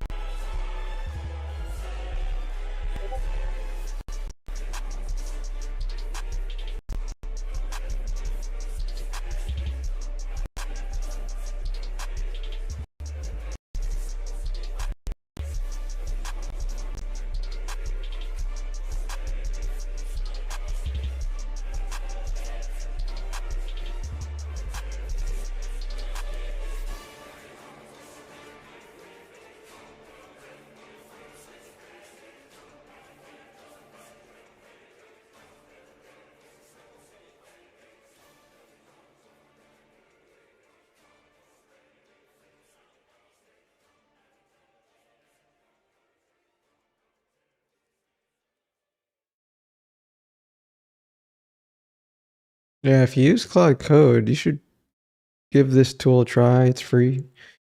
you'll be able to see all the cool graphics of what your agent is doing.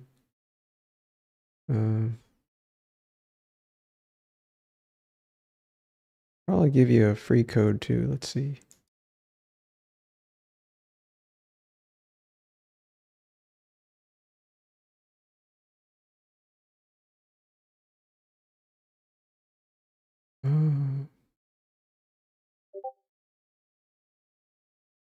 Since you're the first chatter, I will give you a free usage. Give me a moment.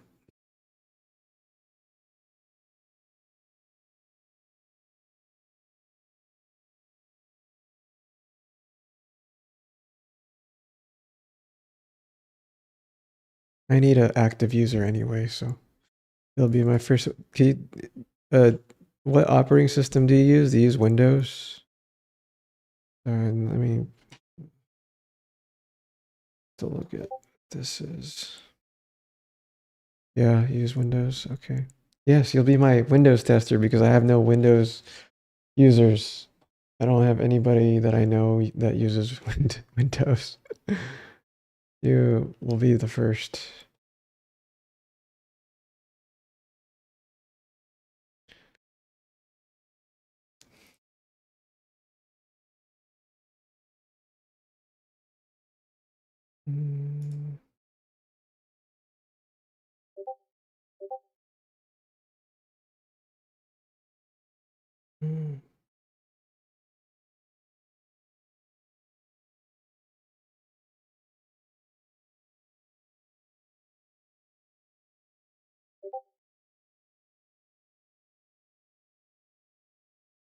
You sign in.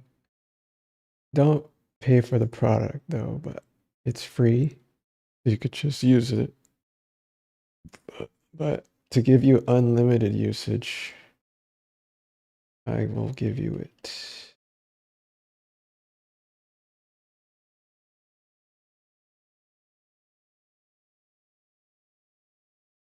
Just gotta promise me you'll use the product every day and let me know what the bugs are. Let's see. Verification.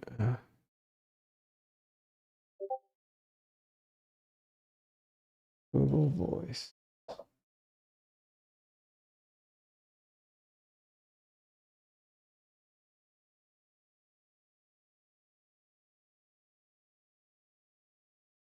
And join the Discord too, and you could just send me, type in all the bugs that you encounter on Windows because I need somebody telling me any issues on Windows.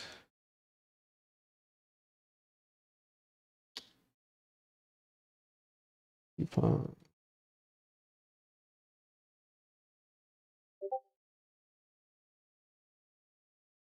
Oh, you're in the Discord already? Oh, cool. All right, awesome. I will get free SigmaShake Pro subscription. I need to create a new coupon. Give me a second. Free SigmaShake.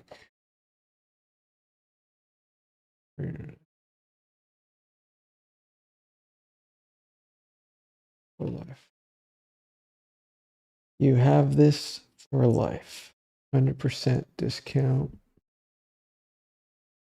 Apply this to. Guess I could. I'll just give you enterprise.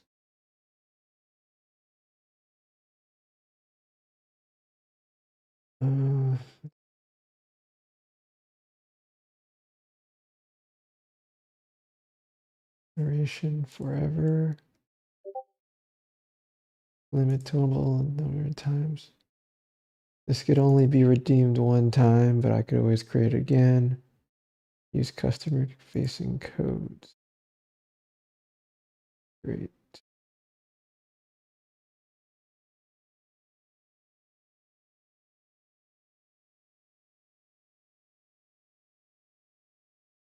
What is the code? What is the code? Huh. Doesn't give me a code. This is Discord. Okay, you're high. Okay. Sigma.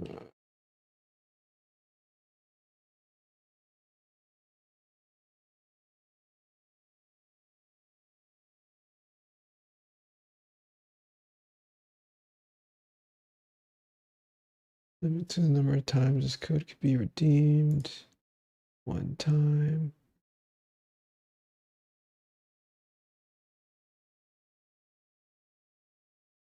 Okay. I'll message you the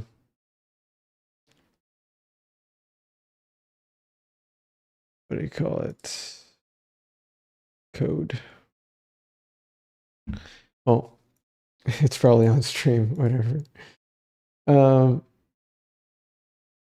The code that I sent you is you have to redeem it at the checkout. Let me see if it works though. Let me make sure it works because when you log in,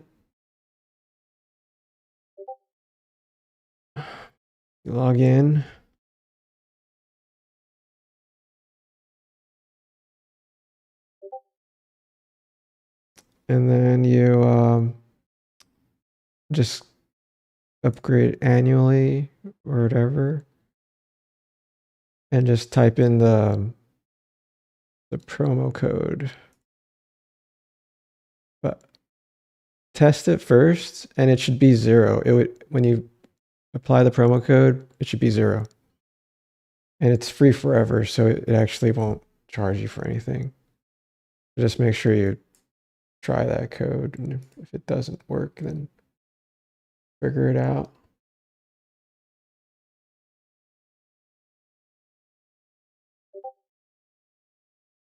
Did it work? Just let me know.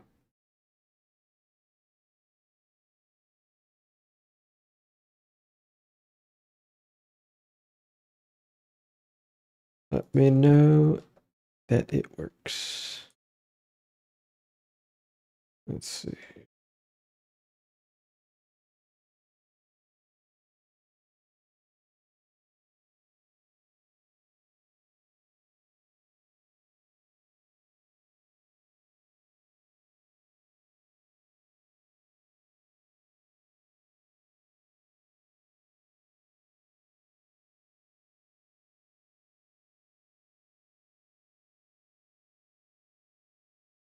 Yeah, because that coupon could be used for any product forever.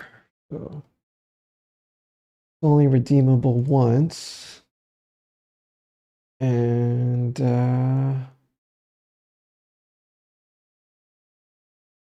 yeah, if it doesn't say that you have enterprise when you sign up and stuff.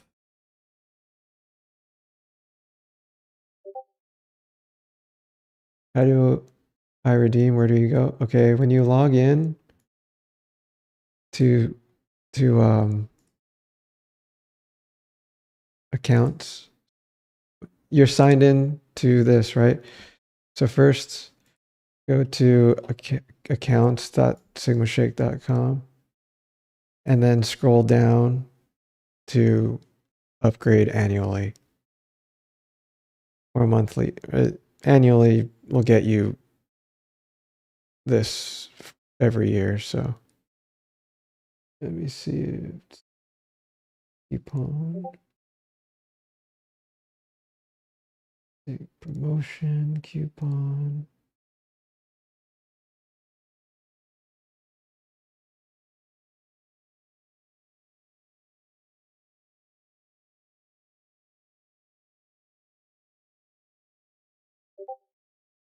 It works. Okay, let me give you like one more just in case. So I could limit to a specific customer when you sign up. They'll be my beta tester. Yeah, for Windows. Just want to make sure it's so I have documentation where you could just look up the docs and stuff, but you could just tell AI to set it up for you. Once you set it up. Okay, it looks like it's redeemed. But let me make sure you could have another one just in case for some reason.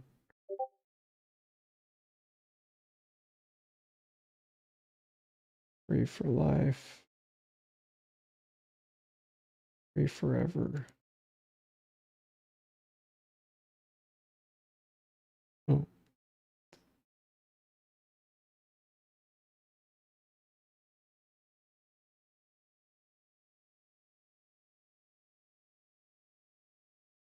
Yeah, let me just make sure.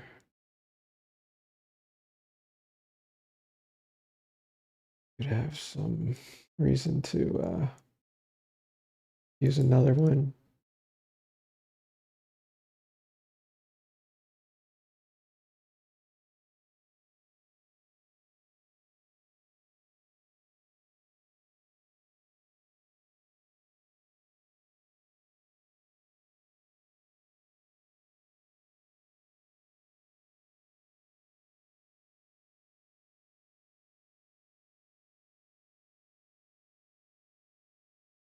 Actually, yeah, if you have an issue with it, with redeeming another, just ask.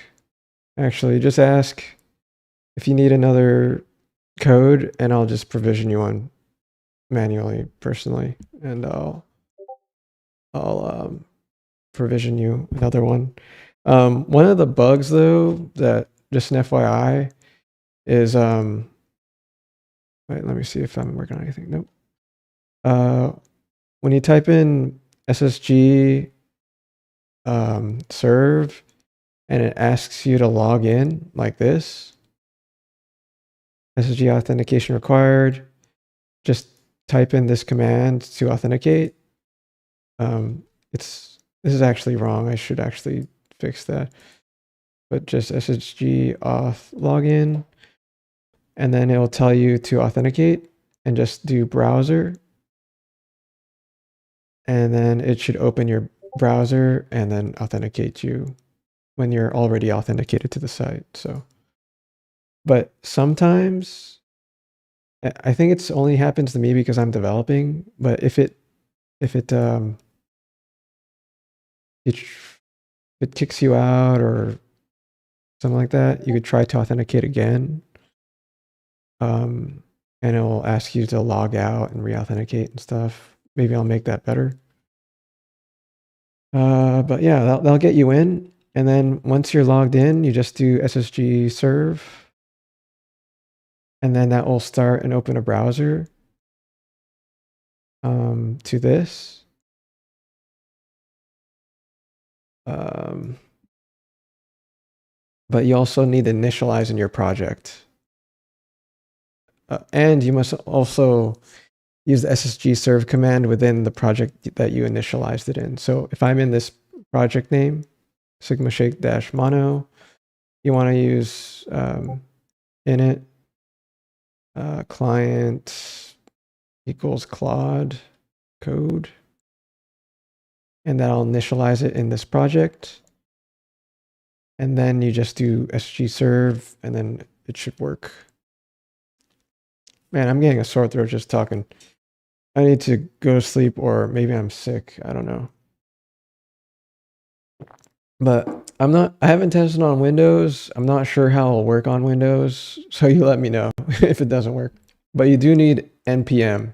That's one of the main requirements that you need. So if you don't have NPM, you could always try installing it with this curl command. I'm not sure how it works on Windows. You got NPM? Okay, sounds good. Yeah, I'm gonna go to sleep. I think my voice is sick, or I got a sore throat or something. I don't know how I got sick, but I need a shower and stuff. But you have a good night, and I'll probably talk to you tomorrow. thanks again for checking everything out. Really appreciate it. I usually like to keep my stream on and playing stuff, so I'm probably just gonna have it play my old recording that I have for my YouTube